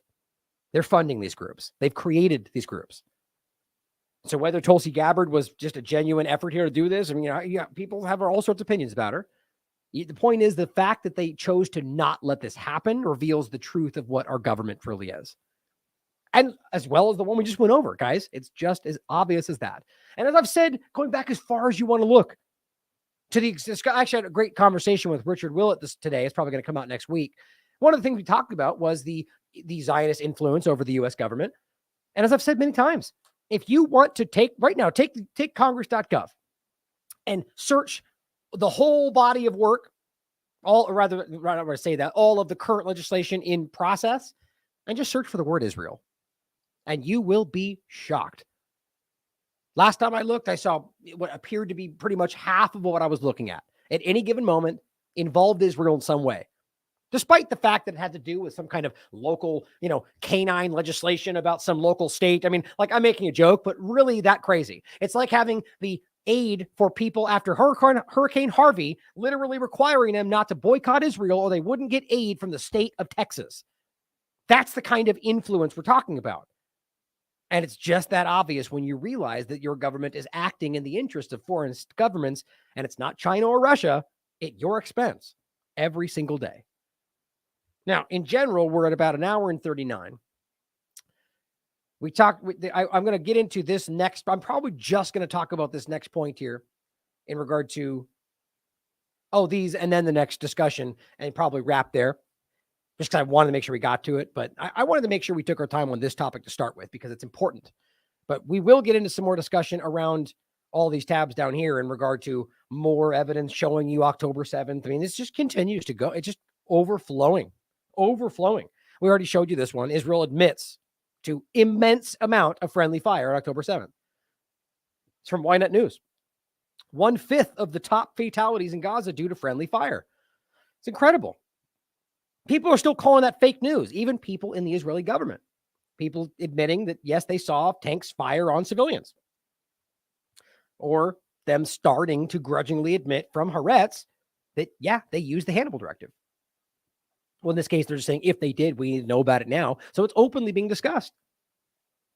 And this is the colonel that did admit on the record that, yeah, this was called a mass Hannibal. Right? I mean, it's just on and on. It's crazy. Now, we'll see if we have more time to get into some of this. This was one that I wanted to discuss. I mean, I'll mention this so you guys hear it, but we'll come back to it if we don't get into it, that there's a lot of misinformation flying around. We talked about this one that was misspelled and written in an only Hebrew school, as Kim Iverson points out, and it simply says, "Free Gaza, kill Jews." Allah Akbar, which should be Allah with a U. People are faking this stuff in order to sell you on a narrative they want. This doesn't mean there aren't people that don't think that, whether Palestinian or otherwise. No one's arguing that. It's like saying when we say for free Palestine, we're arguing we should annihilate Israel. I don't know anybody saying that. I'm sure they exist, but I don't know anybody actually saying that. The ones calling for free Palestine are the ones calling for a two-state solution. You know, the opposite of what Israel's now admitting they've ever wanted, as they are. They're admitting this openly now. But this was the point I was going to talk about. There was this whole gas the Jews argument they said it was in Australia, and they were screaming and chanting this. Well, guess what? Turns out that the research shows that it wasn't actually true. Turns out that the research showed, based on the video breakdown, that it actually was audio that was overlapped and manipulated, to which suggests this was a fraud. And it's not to say that that means that people wouldn't say that. It just seems that, and this comes from the specific Australian Jewish Association group, which, when asked for more evidence, refused to give anything else. Seems like there's a lot of this happening, lying for your truth, right? But let's start really quickly in this, make sure you didn't miss these. And that's the point I was saying about the two-state solution. First, this one, if you didn't see it, after they vetoed the last ceasefire, they voted again after, I think it was resolution or something, 377, if I remember correctly. Either way, the point was they forced another vote without a ceasefire, and they voted for a ceasefire. And my point was, well, the only question now is whether Israel will care. This was on the 12th. It's the 14th. So can we clearly acknowledge that Israel doesn't care what the UN votes for, as they try to use the UN against anybody else they want to? They voted for a ceasefire. Didn't care. Now, also, Biden's openly stated that Israel doesn't want a two-state solution.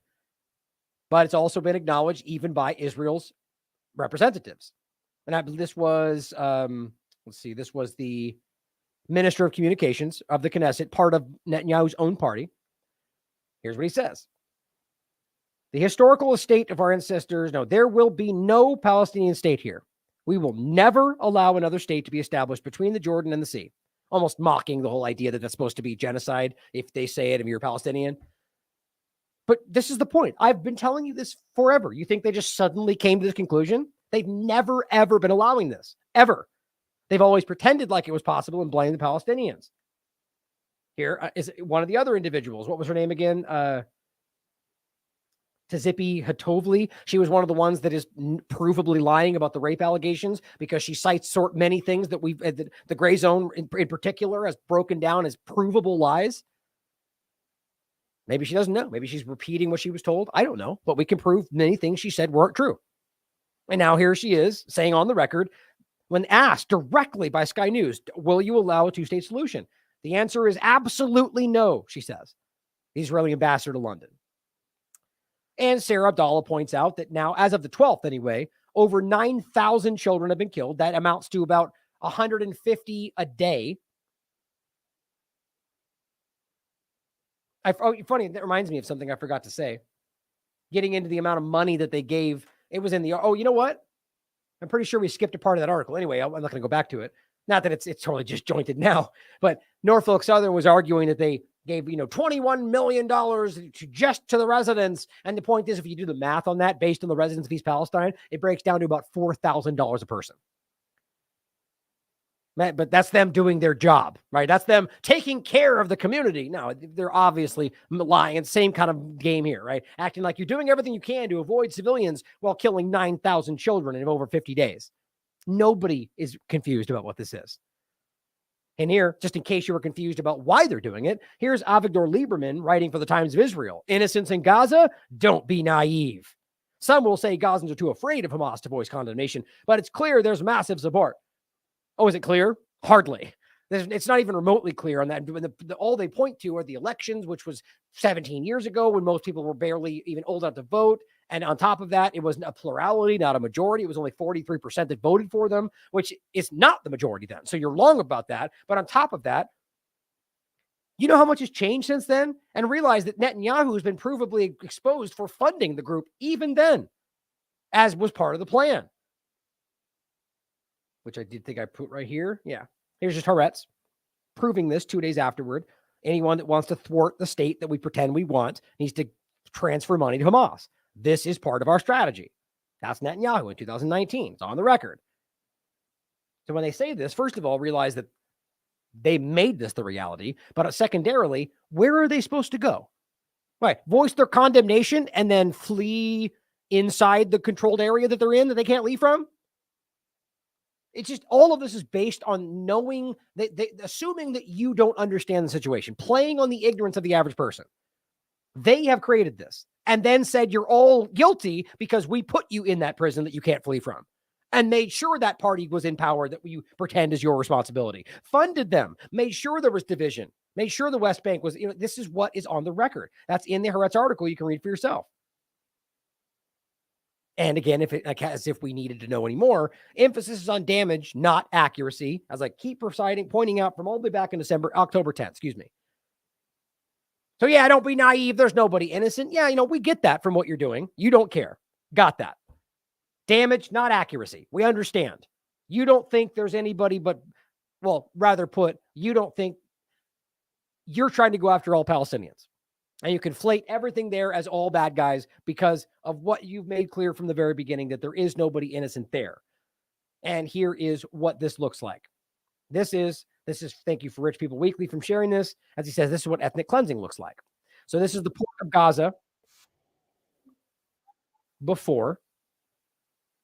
This is just terrifyingly sad. Now it's what it looks like today. I guess every single one of these areas were Hamas installations, right? Or they're trying to destroy all of Palestine. It's very obvious. And of course, just to add to this, right, as we keep telling you, they tell them to go to the safe area and they bomb that area. This is Rafah, right? We're talking about the area they're supposed to be going to be able to flee through the crossing, which they also have bombed numerous times. They told people to flee south to Gaza, and they bombed them on the way. They bombed them where they went. They bombed them where they were. But it's all their fault. And this is the image I used today, which just simply shows you how much they've lost control of this. Joe Biden's own staff are literally protesting outside the White House, demanding an end to Israel's genocide in Gaza. President Biden, your staff demands a ceasefire. It's just incredible. Like, if you think it's all about, look, how can you not see how obvious the Zionist influence is over Biden's policy? Why in the world, before an election, would this person basically side with the Republicans?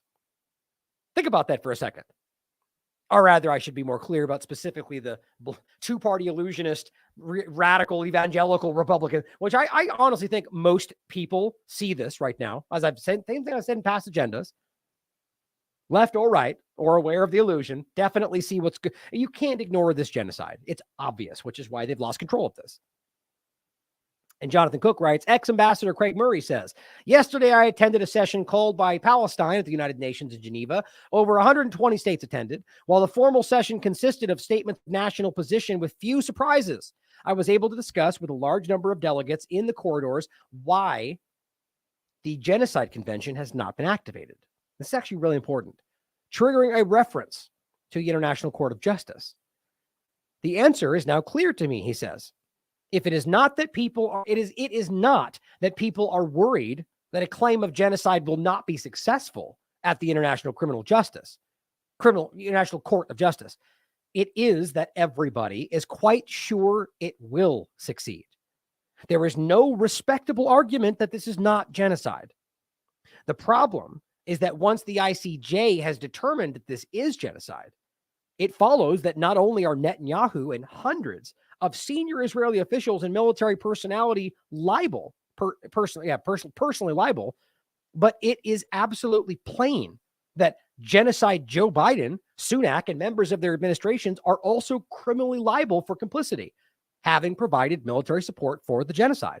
It doesn't matter how much Biden, like of the last few days, is desperately trying to plant the narrative that he's, they're bombing indiscriminately. He just said that.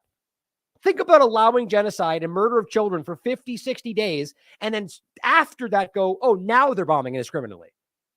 I mean, he screwed himself by even saying that.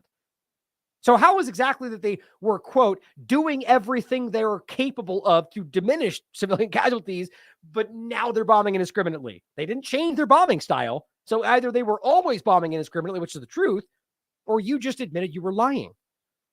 This is desperate, guys. This is desperation. This is not a joke. The reality of this, by the way, which I'll go ahead and tell you, I think is quite frankly impossible that they'll ever let this happen. There's far too many powerful people in positions of government to ever let this actually happen. There's too much power there for them. They'll just lean into this and say no, or just not allow it, because there's no real arm, which I don't think there should be, a mechanism like legal, physical action to force these people. But what's interesting is nonetheless, they're still worried about this, whether it's a loss of power, reputation, or even maybe the slim chance that maybe this will amount to one of them going to jail. The point is that we all see them plainly. And this is the thing I keep saying about the people online that are pushing this, like the Eli Davids of the world. They're getting a lot of attention because of algorithms and because people that are desperate. But the point is, think about what he's done to anything he'll ever do from now on, unless it's related to Israel. I mean, that gives drowned himself in his own lies. It says the International Criminal Court cannot ignore a judgment of genocide from the International Court of Justice and will have no choice but to issue arrest warrants, which again, I argue will never go anywhere if you're issuing arrest warrants for the West, collective West, right? But it's still important that we see it and they know that we see it. Now think about all these people acting like it's not genocide. You don't understand, when the reality is internally, they're like, yeah, it's obviously genocide. And even Biden's like, stop murdering everybody. Just think about how ignorant that is when the Eli's and Ben Shapiro's and Dave Rubins are out there going, you're wrong. It's clearly justified. International law. It's like, you have lost any reputation you might have had. Now, one last little point before we finish with this last segment. I just thought this was fascinating. Just a complete hypothesis, or rather just a guess, really, which is kind of the same thing. So this is an image that was being shown. A young man carrying the body of a martyred girl, basically just a girl killed by Israeli bombings, in the rain and in the midst of the torrents of water that flooded the Jabalia camp. Like, look at this, guys. It's crazy. And so, of course, that means that all of the filth and all of the different problems are going to spread around the sewage. And so people are going to get sick. It's almost a guarantee at this point. My point is, has it always done this? Right? There's been rain. So I don't know, actually. So my point is, if this has always happened in these areas every year when it rains like this in Gaza, then moot point, then I'm wrong. I think it's interesting that I don't remember this being, and why this would be my point is, I don't think this is what usually happens. And I'm simply asking the question of why all of a sudden this rain flood has happened so dramatically. And then I went, wait a minute, what did they just say they were doing right before this happened? Flooding it all with seawater. I was like, wait a minute, that's pretty interesting. So it's just an interesting overlap that maybe we're watching this happen under the cover of the rain to make sure that this floods and everybody gets dramatically ill, right? Because that's what will happen. Just a thought. Also, think of the timing, right? So I made this clear. This is Eli David on the 5th saying, they're breaking the first images of them pumping water. No, it wasn't. We showed you this right away. They started doing this right after it was discussed. And weirdly enough, none of the corporate media followed up within the 3-4 days that followed with, okay, and now they're doing it. And none of these people said this until they stated they were doing it. And there was like a 5-day window there. So my point is, it's weird that they all simultaneously were like, now it started, right? In any case, just consider that. The kind of surreptitious or deliberately like vindictive action that we've seen by the Israelis, the government in particular, and the IDF is what I'm talking about, and whether this might be deliberate, which would then again add one more point to the reality of how it's all Palestine and not just Gaza, or specifically Hamas, I mean. Now, this is the point I want to end with. Now, we've talked about this already briefly a couple times, and this is the discussion of these people that were arrested, stripped, blindfolded. And by the way, I didn't go into this today. I pulled it off actually, but there is provable evidence that there was multiple women that were in some of these cases included, which by the way, were also basically stripped down. Not the same, but to the degree that is, what's the right word for it? Not embarrassing. Like it violates what they believe, right? Like doing it intentionally. Like, so basically from a Muslim perspective, people are framing it as a sexual violation. Obviously from the West, you might not think not having your hijab or your cover or whatever but it's not for you to decide. The point is it means a lot to them. And a lot of these women aren't doing this because they're being forced to. Yes, a lot of them are, but there's plenty of conversation about some of this being what they believe is what, their religion, and some of them doing it as a protest, specifically I'm talking about the Iranian hijab conversation, right? That's why I included that. But my point is that there's different religions and different things they think are sacred and important. It's not for us to decide. The point is that there are examples of women that were half stripped down and blindfolded along with the men. Just for those arguments, they're going, where's all the women? Trying to make the point that it's like that somehow proves that these were all terrorists. That's the kind of clumsy, fact-free arguments that people like Eli David like to make. Now, the point here, though, as Dan Cohen has just revealed today, as I was already telling you that these were civilians, Israel's Defense Magazine has admitted that these were civilians, all of them. And here's the article. Thank you, Dan, for doing excellent work. This is from Israel Defense. And all it says here is it gets into the area we're discussing. And it says in areas north of the Gaza River, which we're talking about, which the IDF had called on civilians to evacuate. Okay. So just because they call on them to evacuate does not mean they're legally have to oblige. Doesn't matter how belligerent and violent and Israel's going to do what they're going to do anyway. If we already know they're bombing where they are, where they're going to go, where they're going on the way, and where they're supposed to leave from, these people already know this. Just because your Western media and the sycophants on Twitter pretend like it's their fault for staying in their own locations, it does not make them guilty by being there. On top of the fact that it's just as possible as well that they don't know what's going on. It's already been proven that this is not being done the right way. Amnesty International has proven that. They bombed civilians without any notification. They bombed entire buildings after telling one person on the street and then bombing minutes later. They'd have no concern for these people. The point is that they say, well, we called on them to evacuate. Then it says anyone present in those areas is likely to be considered a Hamas operative, even if they are not directly affiliated with Hamas, but have chosen not to leave. So that's all. They're making it very clear. We created the dynamic, which it's like the same analogy I've used before.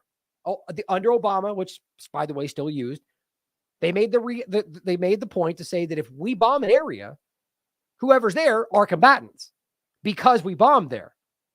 Doesn't matter if it's an infant or a 75-year-old man, they're combatants because they were where we bombed. Now that got exposed and it was like, well, that's outrageous, but it still happened. Same point here. You can't just go, if you're there, we deem you Hamas, because that's just another way you make everybody there Hamas. That's how this works. You're either a terrorist supporter, you're either a human shield, or what was the other one? Now I'm forgetting. You get the point. There was another third option. I forget now. The point was they've created a dynamic where no matter what they do, they're become a military target in the eyes of Israel, even though legally that's not even sound, as experts have spoken out about. So now that we're very clear about the fact that these people are just in the wrong place at the wrong time for living in their homes, Alan McLeod has pointed out on the 11th, the IDF has even now admitted that even 85% of them were not actually Hamas. Again, knowing that we know that most of them, if not all of them, are not. This is even them walking this back after all of Twitter and all the corporate media. What did they say? The same thing we keep telling you. They said, terrorists have crawled out of their tunnels. Why? Because that's what Mossad said. That's what Mossad and Israel's government accounts and all of their sycophants said on Twitter. All of them are Hamas, and they all came out of the tunnel. Huge success for Israel. Well, turns out that's not true. Turns out they grabbed a bunch of civilians from a local school and dressed them down and then made them fake videos of giving over weapons, which we'll show you in a second. The point, though, is even they're admitting it. 10 to 15% of the detained Palestinians are affiliated with Hamas. That's not even Hamas, mind you. Now it says the IDF has quietly released almost all of the people in these photos. So what was really about creating a win when they don't have one? But my point was affiliated in the eyes of the Israeli government, which we've proven 15 times over, is simply being present in Gaza and or being a Palestinian. And guess what? They check both those boxes. They have made this clear with the rhetoric they use to claim, again, there are no innocent Palestinians, as many of them have repeatedly said. Look at that. So how can you tell me on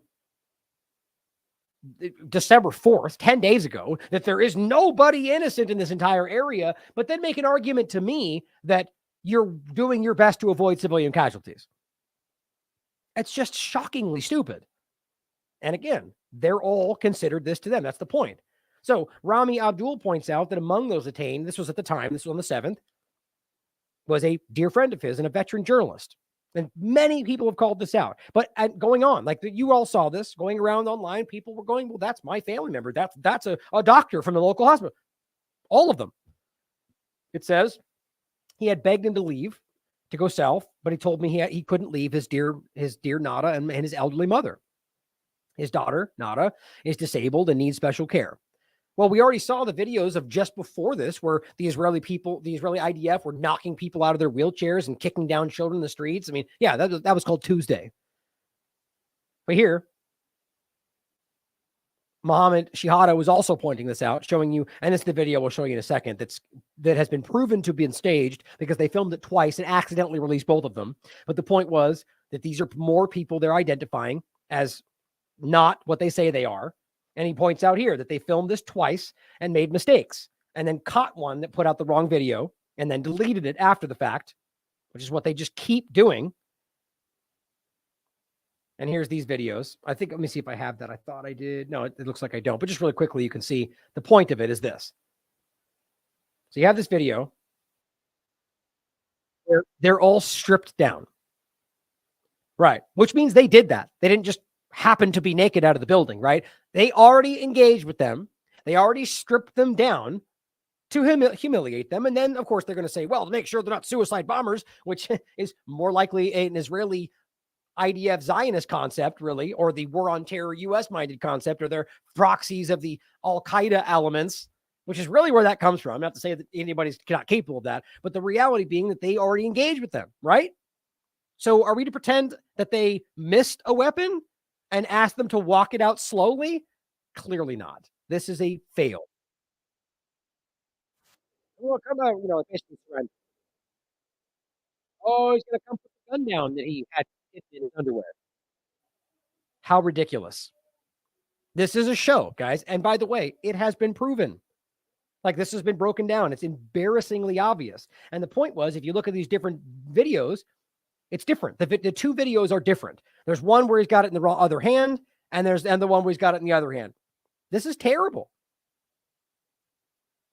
So, as this person points out as well, the Israeli army releases footage of captured, undressed Palestinians. Israel says these are captured fighters. $1 million question. Why would they have weapons after they were undressed? And as Dan calls out, another day, another failed Hasbara operation. Weird how the Silicon Valley fact-checking operation always misses them. That's a great point, isn't it? You know how many of these, or from Ukraine for that matter, have been like flagrant, like dumpster fire versions of lies that are just like even Twitter catches them online where people are like, nope, you already deleted this and here's the evidence. And guess what? Not a single fact check. Where's NewsGuard and all this? Where you at, NewsGuard? Aren't you supposed to be fact checking all the news? My God. And this is, of course, the parody account that I love somebody made, Benjamin Netanyahu. It looks identical besides the parody, and usually that gets cut off on your phone. People fall for it. Even right there, look.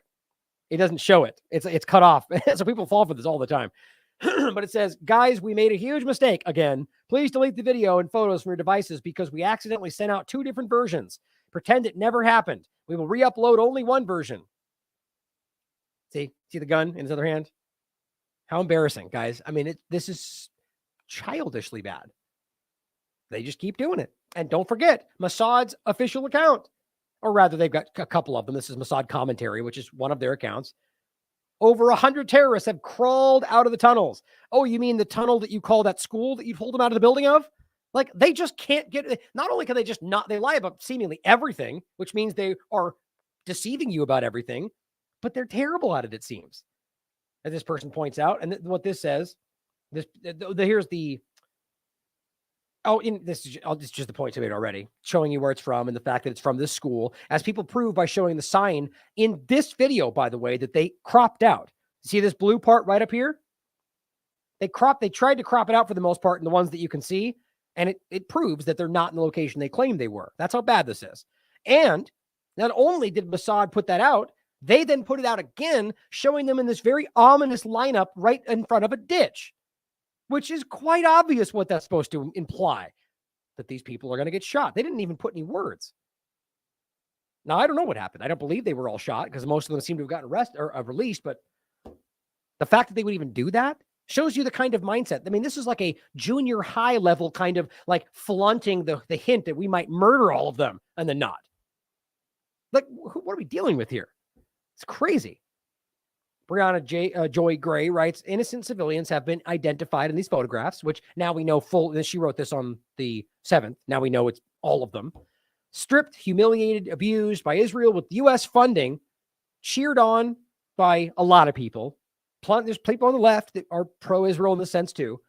I'm not trying to get into the left-right paradigm or pretending I'm supporting all of Brianna Joy Gray's work in the Hill and everything else. But what she's saying here, I agree with. And of course, the point is, here's Dave Rubin. Happy Hanukkah. And of course, Miss, I think it's Libs of TikTok, right, Chanya? Hamas terrorists are crawling out of the tunnels. Oh, where did she get that phrasing from? I wonder why, or wonder where. It's almost like they're coordinating.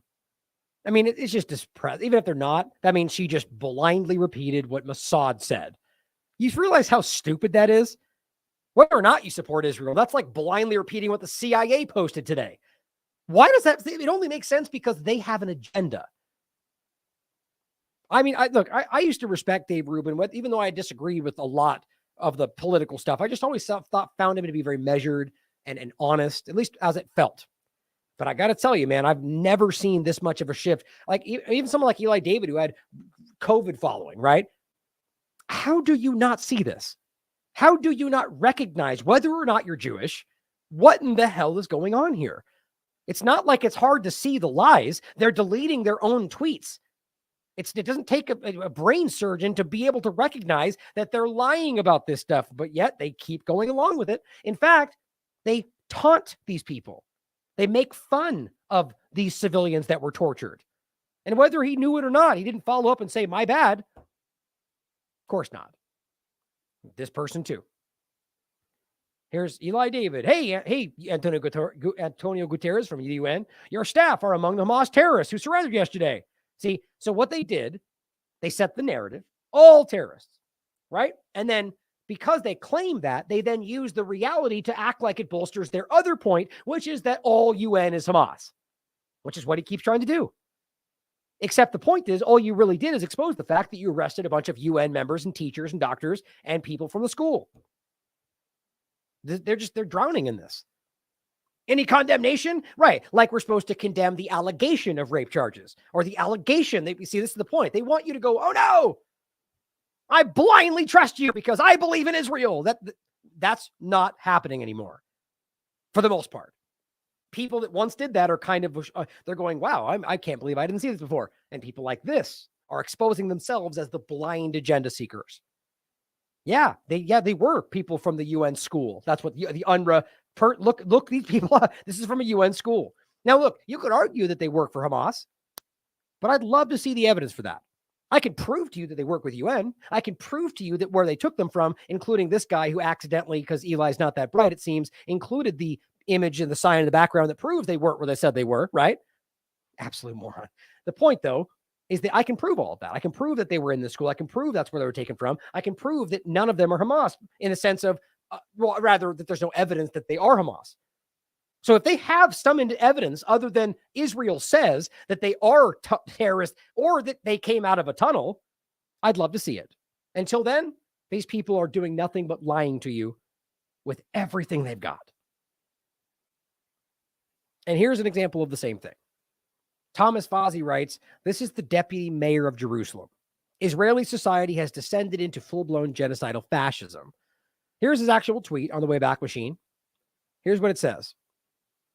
If I had made the decision, I would have jumped 4D, these trailers, or the bulldozers that are militarized, and put them behind the mounds of dirt, just like Mossad was suggesting in that image, and given the order to cover all those hundreds of ants, the doctors and teachers and civilians we're talking about, while they were still alive, he says. Like, think about making that statement, whether you're talking about ISIS or Hamas or anybody.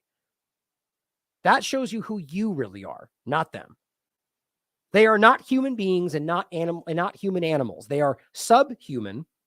That's might as well right out of a Nazi talking point. And that is how they should be treated. They protest the memory of Amalek. We will not forget. And he even cites the biblical passage that justifies killing them to nothing. The most obvious genocidal statement that's been made. As scholars have made the point. This is who we're talking about. This is the mayor of Jerusalem. At least as they claim, right? And showing you the same people that we now have proven are not what they said they were. Do you think Eli David cares? Do you think Reuben cares? Clearly not. Now, on top of that, we have the overlap with the discussion. Now, look at the area we're talking about here. Look at the images. Look at the overlap. I think we're talking about the same location. Now, what it says is, even my tired veteran eyes, who have been way too much, this is Noor a day, seen way too many images of brutality first thought to, who have seen way too many images of brutality, first thought this was not a real image. But it is real. And a surgeon has in fact been identified among those stripped, humiliated, and abducted. Right, but to the people that are blindly following the narrative, because Israel said, therefore, he's Hamas no matter what, and you have to prove he's a doctor. No, you can prove he's a doctor. You can prove that he's been helping anybody, including, the point is that you cannot prove the allegations that they're making, and yet they're already treating them like prisoners. Is this what happens in a democracy? Obviously, that's not what they are. Is this what happens with the rules of war? Obviously, they don't follow those, right? You get the point? Doesn't matter what the narrative is. They're not following what they claim they're supposed to be, on whether or not you're dealing with the worst terrorist alive. It says he's shocked that his dear friend, colleague, and surgery mentor, Dr. Khalid Hamoda, is kidnapped by the Israeli forces. He's a peaceful, talented, and dedicated surgeon. He's trained him on surgical skills. He recently lost all of his family, including his wife and daughter. Cancer? No. Israeli bombing, which is going to be the overwhelming. I mean, can you just imagine how the history will show this with all the death certificates and whatever else happens? Israeli bombing, right? Israeli shooting, IDF shot. That's what we're dealing with here. Many civilians have been identified from similar disturbing pictures and videos posted by their soldiers, including human rights advocates, journalists, children. Among them, the 17-year-old Mohammed Kafrene. Right? These are the people they claim are all the Hamas terrorists. Israeli soldiers are posting the ways that they are tormenting Palestinian civilians in Gaza. This video that you're looking at right here, shot during the day and night, confirms survivor stories that in addition to stripping them down to their underwear and beating them, the Israeli soldiers use them as human shields. That's what you're looking at right here.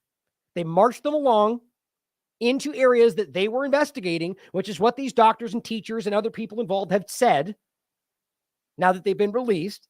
And you can see by their own video that they continued doing it throughout the night. That in and of itself was torture, mind you, with the weather and the temperature. But on top of that, that you're using them as human shields. As I wrote and are covered in this discussion on November 9th, the open secret of Israel's use of human shields and the deliberate targeting of Palestinian civilians. That's a longer video, and here's a little bit shorter one. This one is 17 minutes. I also put out a very quick clip that's on Twitter that I'll play for you right now in case you haven't seen it, to understand that this is one of the most open secrets that there is. 2013, Palestinian children tortured, used as shields by Israel, per the United Nations. Reuters. Israeli soldiers who used Palestinian boy, a 9-year-old, as human shields avoid jail. Defense for Children International, an international human rights group. Israel forces use 5 Palestinian children as human shields. That's 2023. This is from 2017. Generally, human shields. Since the beginning of the occupation in 1967, Israeli security forces have repeatedly used Palestinians in the West Bank and the Gaza Strip as human shields. Israeli soldiers routinely use Palestinian civilians as human shields by forcing them to carry out life-threatening tasks. It was also following a high court petition against this practice, which was filed by human rights organizations around the world in May 2002, that the IDF issued a general order prohibiting the use of Palestinians as a means of human shield against gunfire or attacks by the Palestinian side. But then it goes on to say, following the order, the use of human shields dropped sharply. However, the army did not construe as a human shield the use of Palestinians, provided they consented. The army continued the widespread use of this practice, which they referred to as the neighbor procedure. Following another petition filed by human rights organizations, the High Court of Justice ruled that this practice, too, violated international humanitarian law and that this thus was illegal. And guess what they've never stopped doing? Here is the Institute for Middle East Understanding, the neighbor procedure, Israel's use of Palestinian human shields from 2012. Human Rights Watch. During military operations, Israeli soldiers routinely coerced Palestinian civilians, including children, to perform life-endangering acts that assisted military operations, the practice known as the neighbor procedure. Now, see this? It's just incredible. Same point I made about the trafficking, or organ trafficking, rather, which I'll actually include right now. While I was doing that, by the way, I was realizing that Decensored News in the chat and Rumble, and I was going to make them a mod, and it turns out that Rumble's pretending they don't exist. Let's do Open Secrets. I think that's it. Oh, that's Human Shield, same one. Yeah, I'll try to find it and include it. Anyway, I think that's hilarious. So I was just trying to make them a mod, and I don't think Rumble's on our side, quite frankly. But we'll different time, different conversation. So to finish in this segment, the obvious point, and what I was saying there was the open secret of organ harvesting and trafficking, which is, again, they've been caught for this numerous times. They admitted to this numerous times. And even after the Al-Shifa hospital, when they stole 100 and so many bodies and then returned the bodies, they were missing organs per the Euromed Human Rights Organization. But the point is there's so much control over this from the people that are currently allowing it that they just won't let this get talked about. But here's Lord Bibo saying the Israeli army stormed a school with refugees in northern Gaza. Now, this is the same overlap to this other story. Took the men and shot the women and children. Now, this has been roundly discussed. Al Jazeera covered this. The school has shown, you can see the actual documentation in school. I covered this before this actually happened. This is Miriam from Gaza saying this is messed up. The occupation forces are now calling all men and boys over the age of 15 to come out of the Khalifa school in northern Gaza. And I simply said, this is terrifying. The Israeli forces of the 9th appear to be just rounding up all men over 15. Of course, claiming they're all Hamas, making a win for themselves, which is what ultimately happened. I'm sure this will all, quote, be in accordance with international law, according to the U.S. government, as long as Israel's doing it. And this person follows up and simply says, yeah, that seems like what they're doing. Just showing you this post saying testimony they received from some of those arrested by the occupation. Same point we're talking about. They provided vests packed with explosives to the detainees and put them into a tunnel as human shields. If they were any resistors, the army would blow up the detainee booby-trapped in the tunnel. Now, this can't be confirmed. What we can confirm is the statement of human shields. But it says among those were arrested was the 15-year-old child. Now, maybe that was the 17. The point is that people just report what they're hearing. What we can prove, though, is the allegation of using them in these locations. But we also know that it seems in my interpretation of what we keep seeing that they're just simply going, come out. Anybody that's there, if you're there, you're now a Hamas terrorist. That's what seems to be happening. And this point, oh, that's what I was going to show you, was that the school image right here, where you can see this. We're inside this school. These people, and I think Gray Zone's already covered this, I believe, and they were point blank executed. There's no justification. There's no, this is an overlap story with this point. And I believe what we're talking about here is the effort to do this, essentially, and then the fallout in more than one location.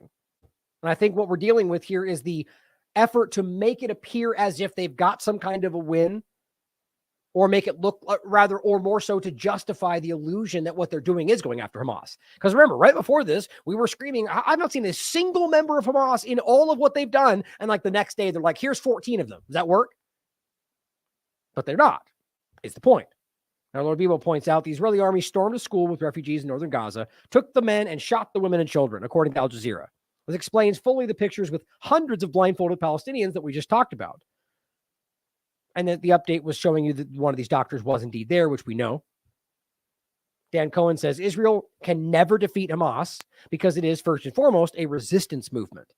They could kill one of the leaders, and the next generation of the orphan boys turned to men would replace them. And Israel knows this. That's why they're deliberately not going after the leadership in Qatar. As long as the occupation exists, so too will the resistance, which, again, remember, Israel uses when they want to. Images like this are Hamas's best recruiting tool. Israel creates the most effective pro-Hamas propaganda, treating these people like they are nothing. And they're not Hamas. And as Dr. Ishtar of Urk points out, this is a surgeon. Again, multiple people confirming who these people are. And as I just told you, the reality here of them rounding up people in areas that we know are not what they say they are. Danielle Modas points out something that many have covered. Oh, actually, this one's before this. The Israeli occupation, she argues, forces besiege a Palestinian sheltering school for displaced people in Hamdan area in the northern Gaza Strip, expelling women and children from the school, kidnapping men, conducting on-site investigations, and arresting some of them. Right? See how this is the same kind of operation they're conducting. And I think they ultimately killed people in the process and then took a whole bunch of them acting like it was Hamas that came up out of a tunnel, when the reality is they stormed a school and took innocent people. And Freddie Ponton points out, in case you didn't already know, U.S. mercenaries, otherwise known as the U.S. military, working outside of their area, on behalf of another government, working in, and this is U.S. mercenaries from Ukraine spotted in Gaza, right? So the same entities that they're just juggling around are working on the ground to murder civilians with your tax dollars. He has a little thread here you can break down. Witnesses report, actually I'll play the video. I believe I've got it right here. Oh, that's not it. That was the other one. I guess I don't have it. Is this one? No, that's the other one. Oh, well, I'll just show it to you right here. The point really was just to show you that, it's at 5 minutes as well. They're just going through the room and talking about the execution style actions and what the witnesses saw and, the reality of what we're seeing everywhere else. It's very obvious. Dan Cohen writes, 2 witnesses tell Al Jazeera that Israeli forces carried out point-blank executions of women, children, babies, sheltering in the Shadia Abu Ghazala school in the west of Jabalia refugee camp. Now remember, just like the children that they let, the infants they let die and rot in those beds, knowing that we could prove they knew they were there, and they left them anyway. That's the kind of humanity we're dealing with here. And even UNRWA's example to people that believe the Israeli agenda, this means nothing. But from the UN perspective, they're also telling you this. 10 to 11 of December, right? So you can see this is more than one operation, verifying reports of incidents that happened at numerous installations, reports of incidents at the UNRWA school in Bet Laya, men forced to strip down to their underwear, detained, forces repeatedly set fire to the school. That's what we're dealing with, ladies and gentlemen. And then where are we at? 2 minutes and 13. I think we'll just wrap with a couple of these points. Let me see real quickly. I think these were all the points I was showing you before, just briefly. I was going to point out that these people like Eli David are still using the arguments that we've proven are fake, that he doesn't respond to, of course, like the baby in the oven, or these things that even Haaretz have proven that are not real, or the allegations of rape, which have continued to be shown, which I will go over again in one of these shows, but I did such a focus on this that I'm not going to go into it today. But actually, I'll say some of these couple points because we're not that long.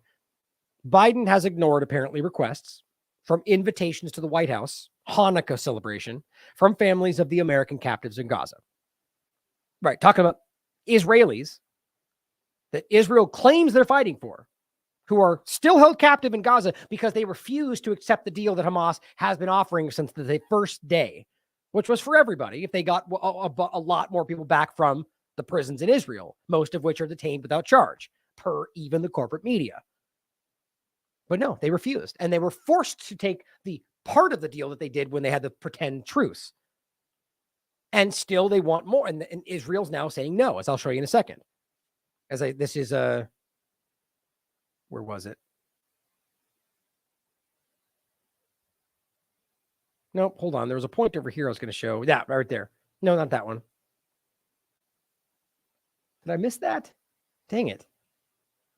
Well, there's a point in here about the, who was it? The Mossad chief basically oh, is it right here? Yeah, there it is. Okay. Israel's war cabinet blocks Mossad chief from restarting hostage talks. So it's very clear.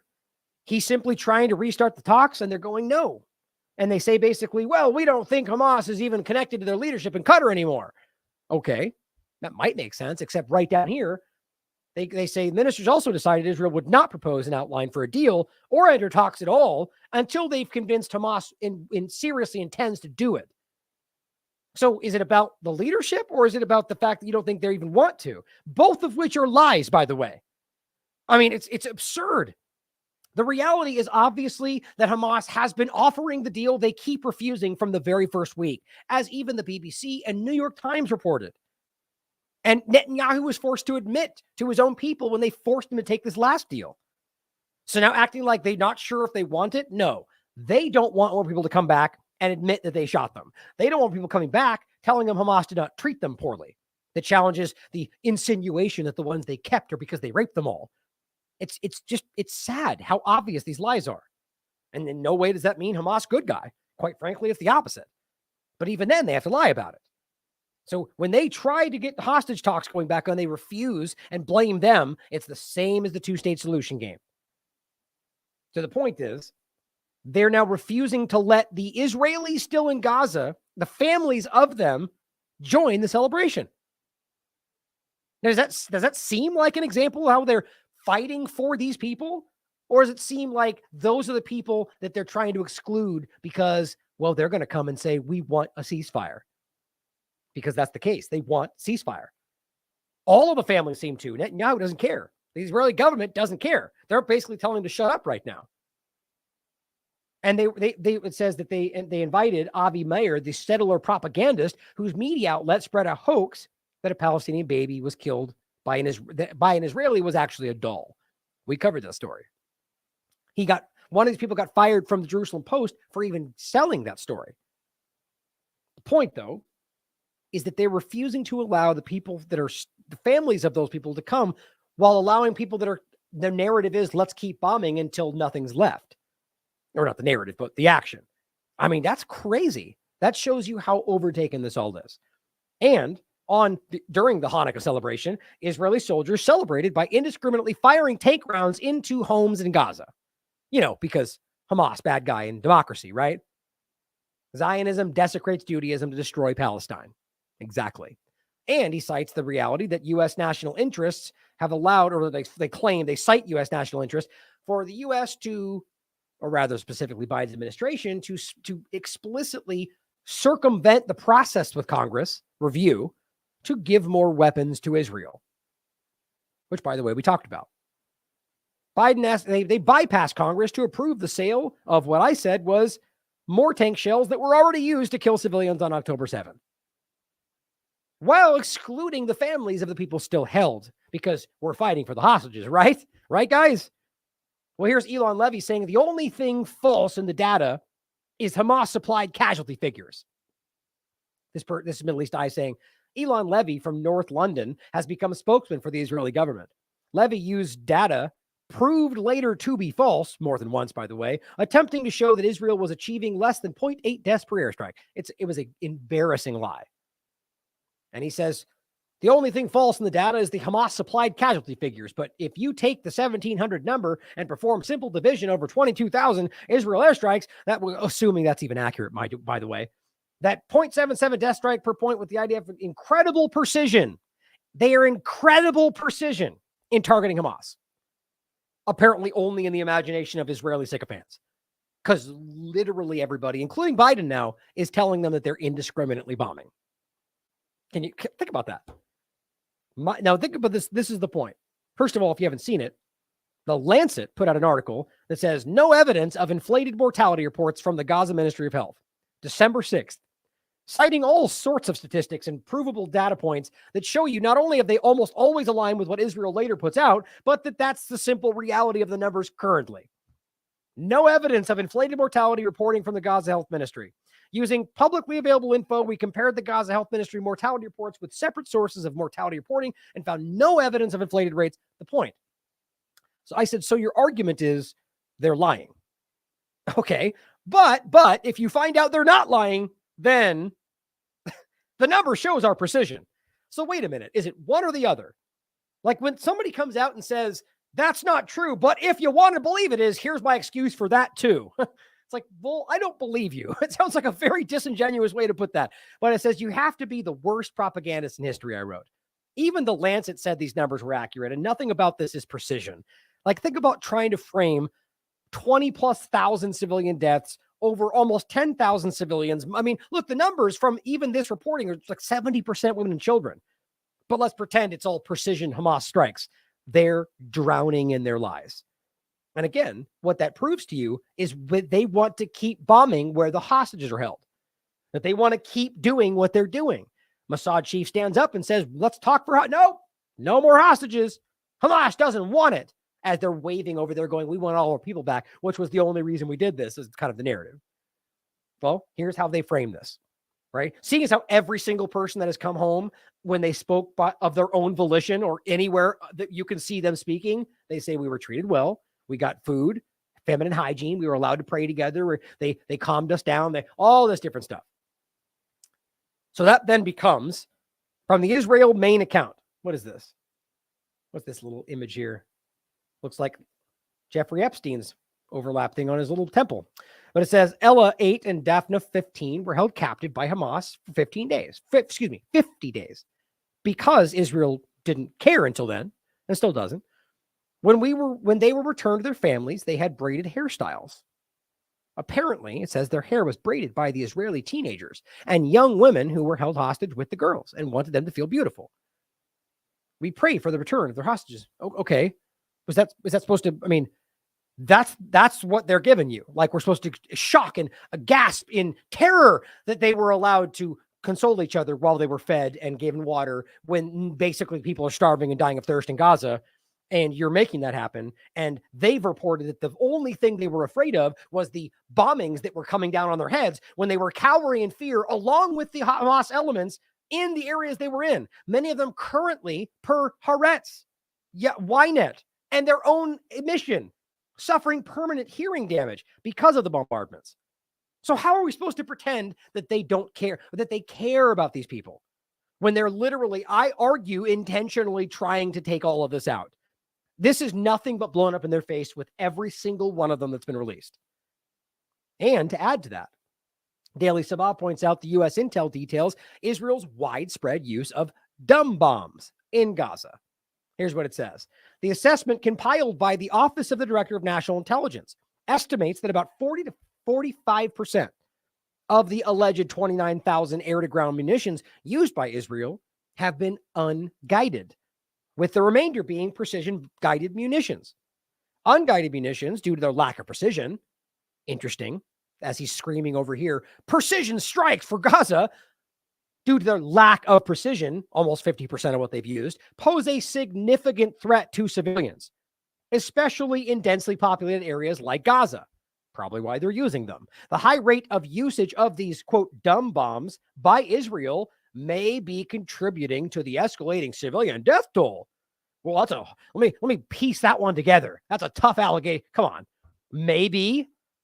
How about you just have the gumption to go, that obviously is adding to the death toll because it's indiscriminate and you're bombing civilians. But it says on Tuesday, U.S. President Joe Biden, get this, guys, and this is true, accused Israel of engaging in indiscriminate bombing.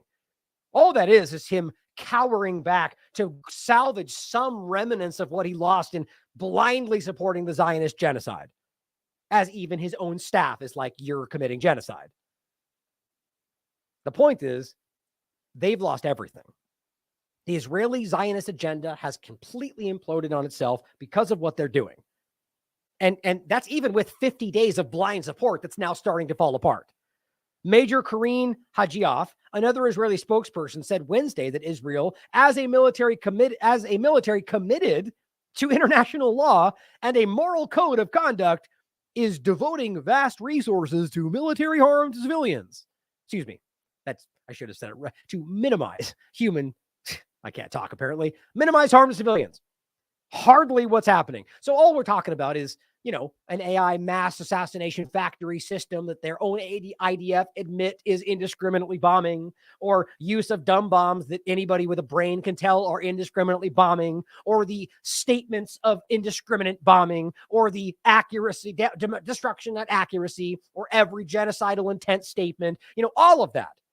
Provable things. And then I'm going to go ahead and believe this guy that just says we're doing everything we can.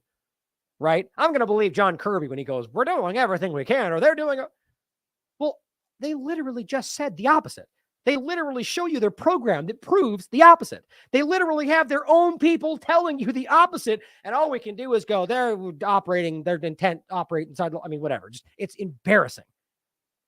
It goes on to say, however, experts have expressed concern that the high rate of unguided munitions usage undermines Israel's claim of trying to minimize civilian casualties. Again, soft pedaling that. In fact, it completely destroys the argument. You can't bomb 50% of the time with indiscriminate bombs. Mind you, the same reason they argue that Hamas aims at civilians, because they use indiscriminate rockets. Uh-oh, Israel, you just got caught doing the same thing. So either you're as guilty as Hamas, or I'm sure they'll have some other explanation. The point is, we can prove to you that they're using these things in addition to everything else they've said. It's not up for debate.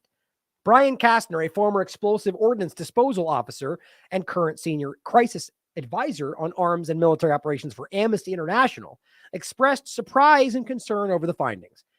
The report comes at a sensitive time in U.S.-Israeli relations, with a growing rift between the two countries over how the Israeli military is conducting its operations in Gaza.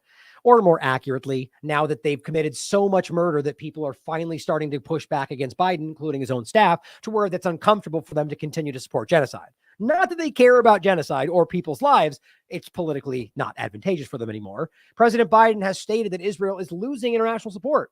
Yeah, you're about 49 days late, Biden, as the death toll rises and the U.S. is becoming increasingly isolated intentionally for its refusal to back calls for a ceasefire. Even that is watered down.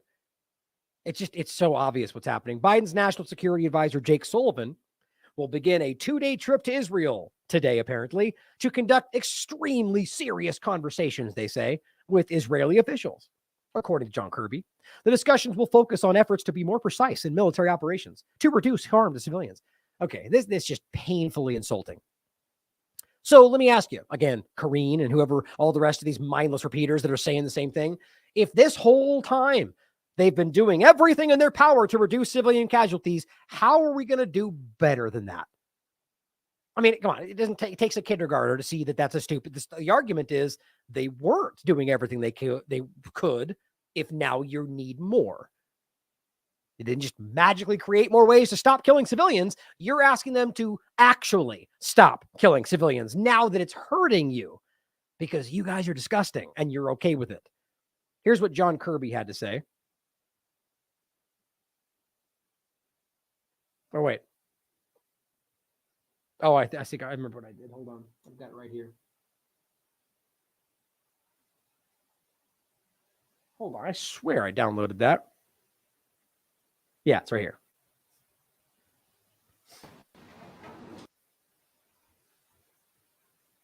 Had cost Israel international global support. Does the president believe, based on the Union and 49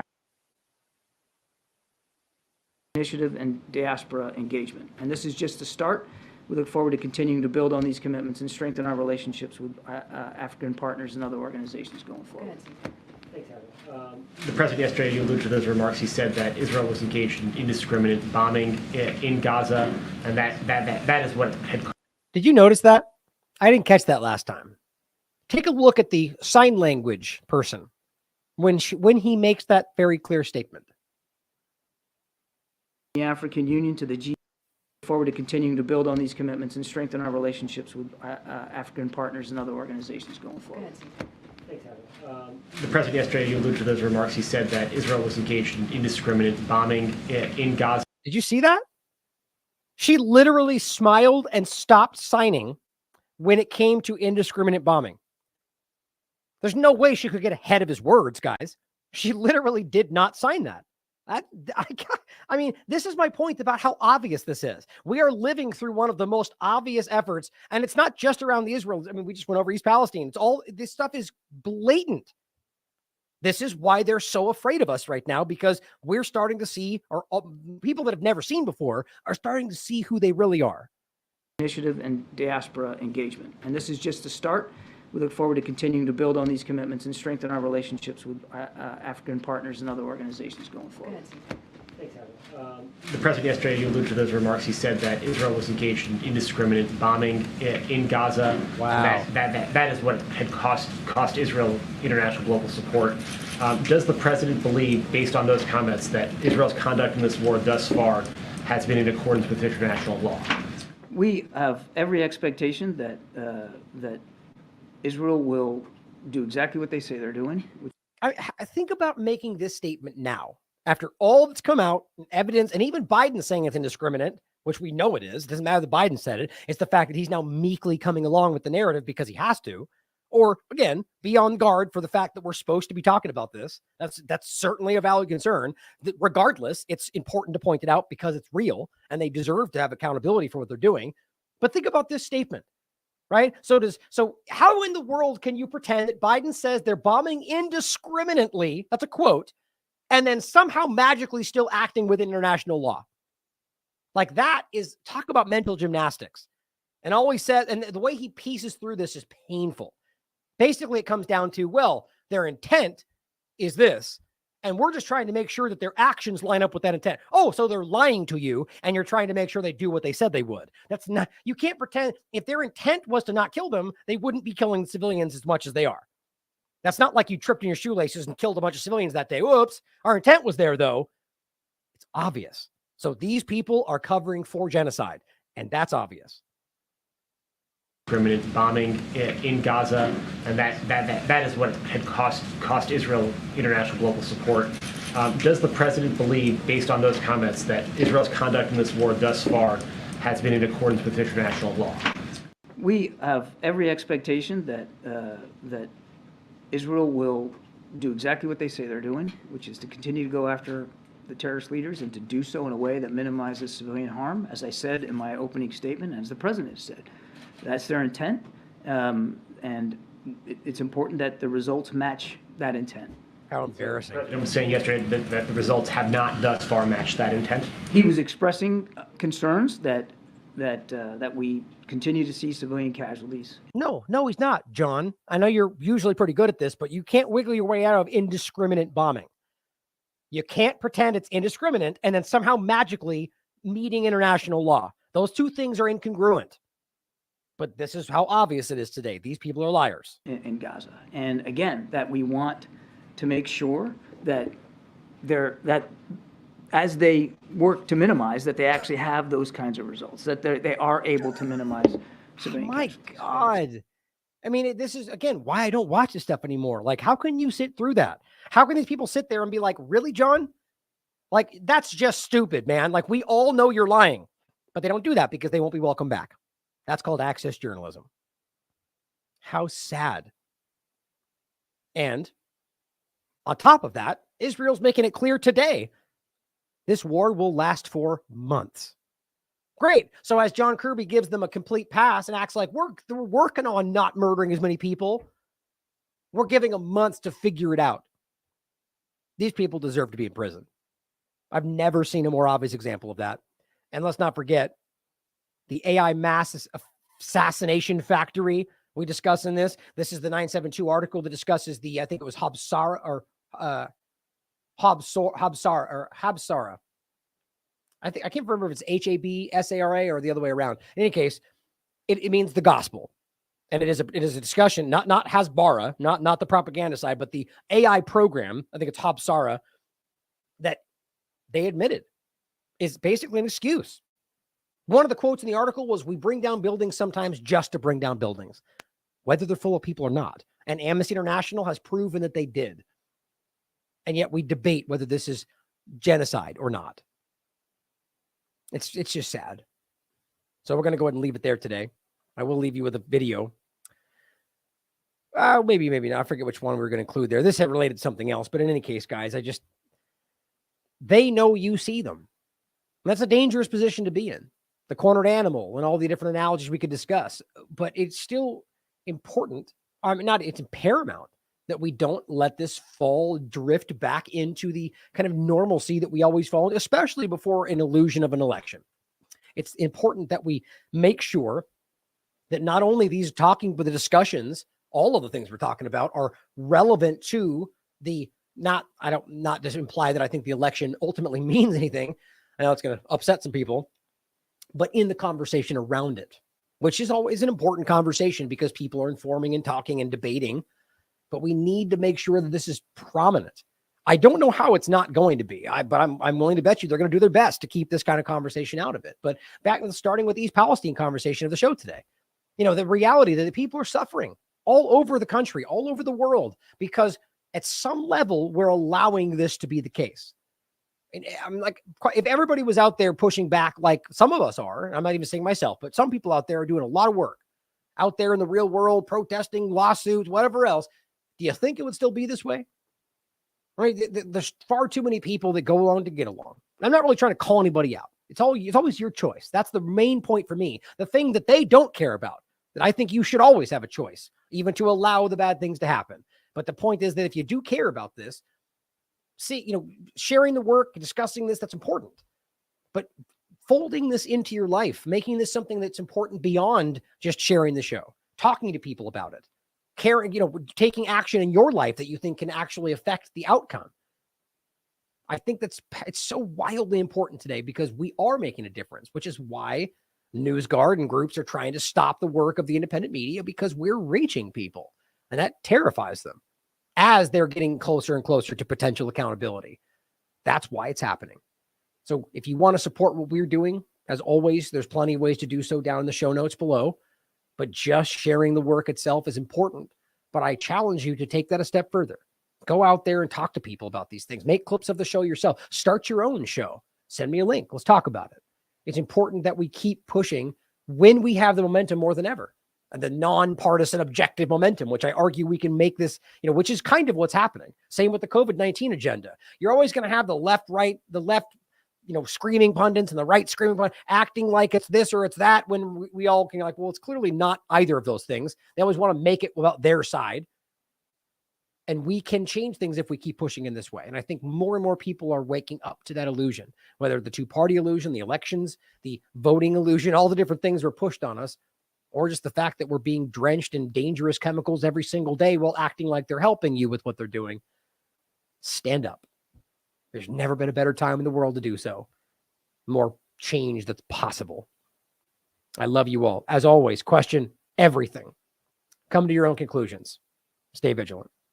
Violence. I was part of the human rights vetting process for arms going to Israel, and a charity called Defense of Children International Palestine drew our attention at the State Department to the sexual assault, actually the rape of a 13-year-old boy that occurred in an Israeli prison in the Mosque in Jerusalem. We examined these allegations. We believed they were credible. We put them to the government of Israel. And you know what happened the next day? The IDF went into the DCIP offices and removed all their computers and declared them a terrorist entity.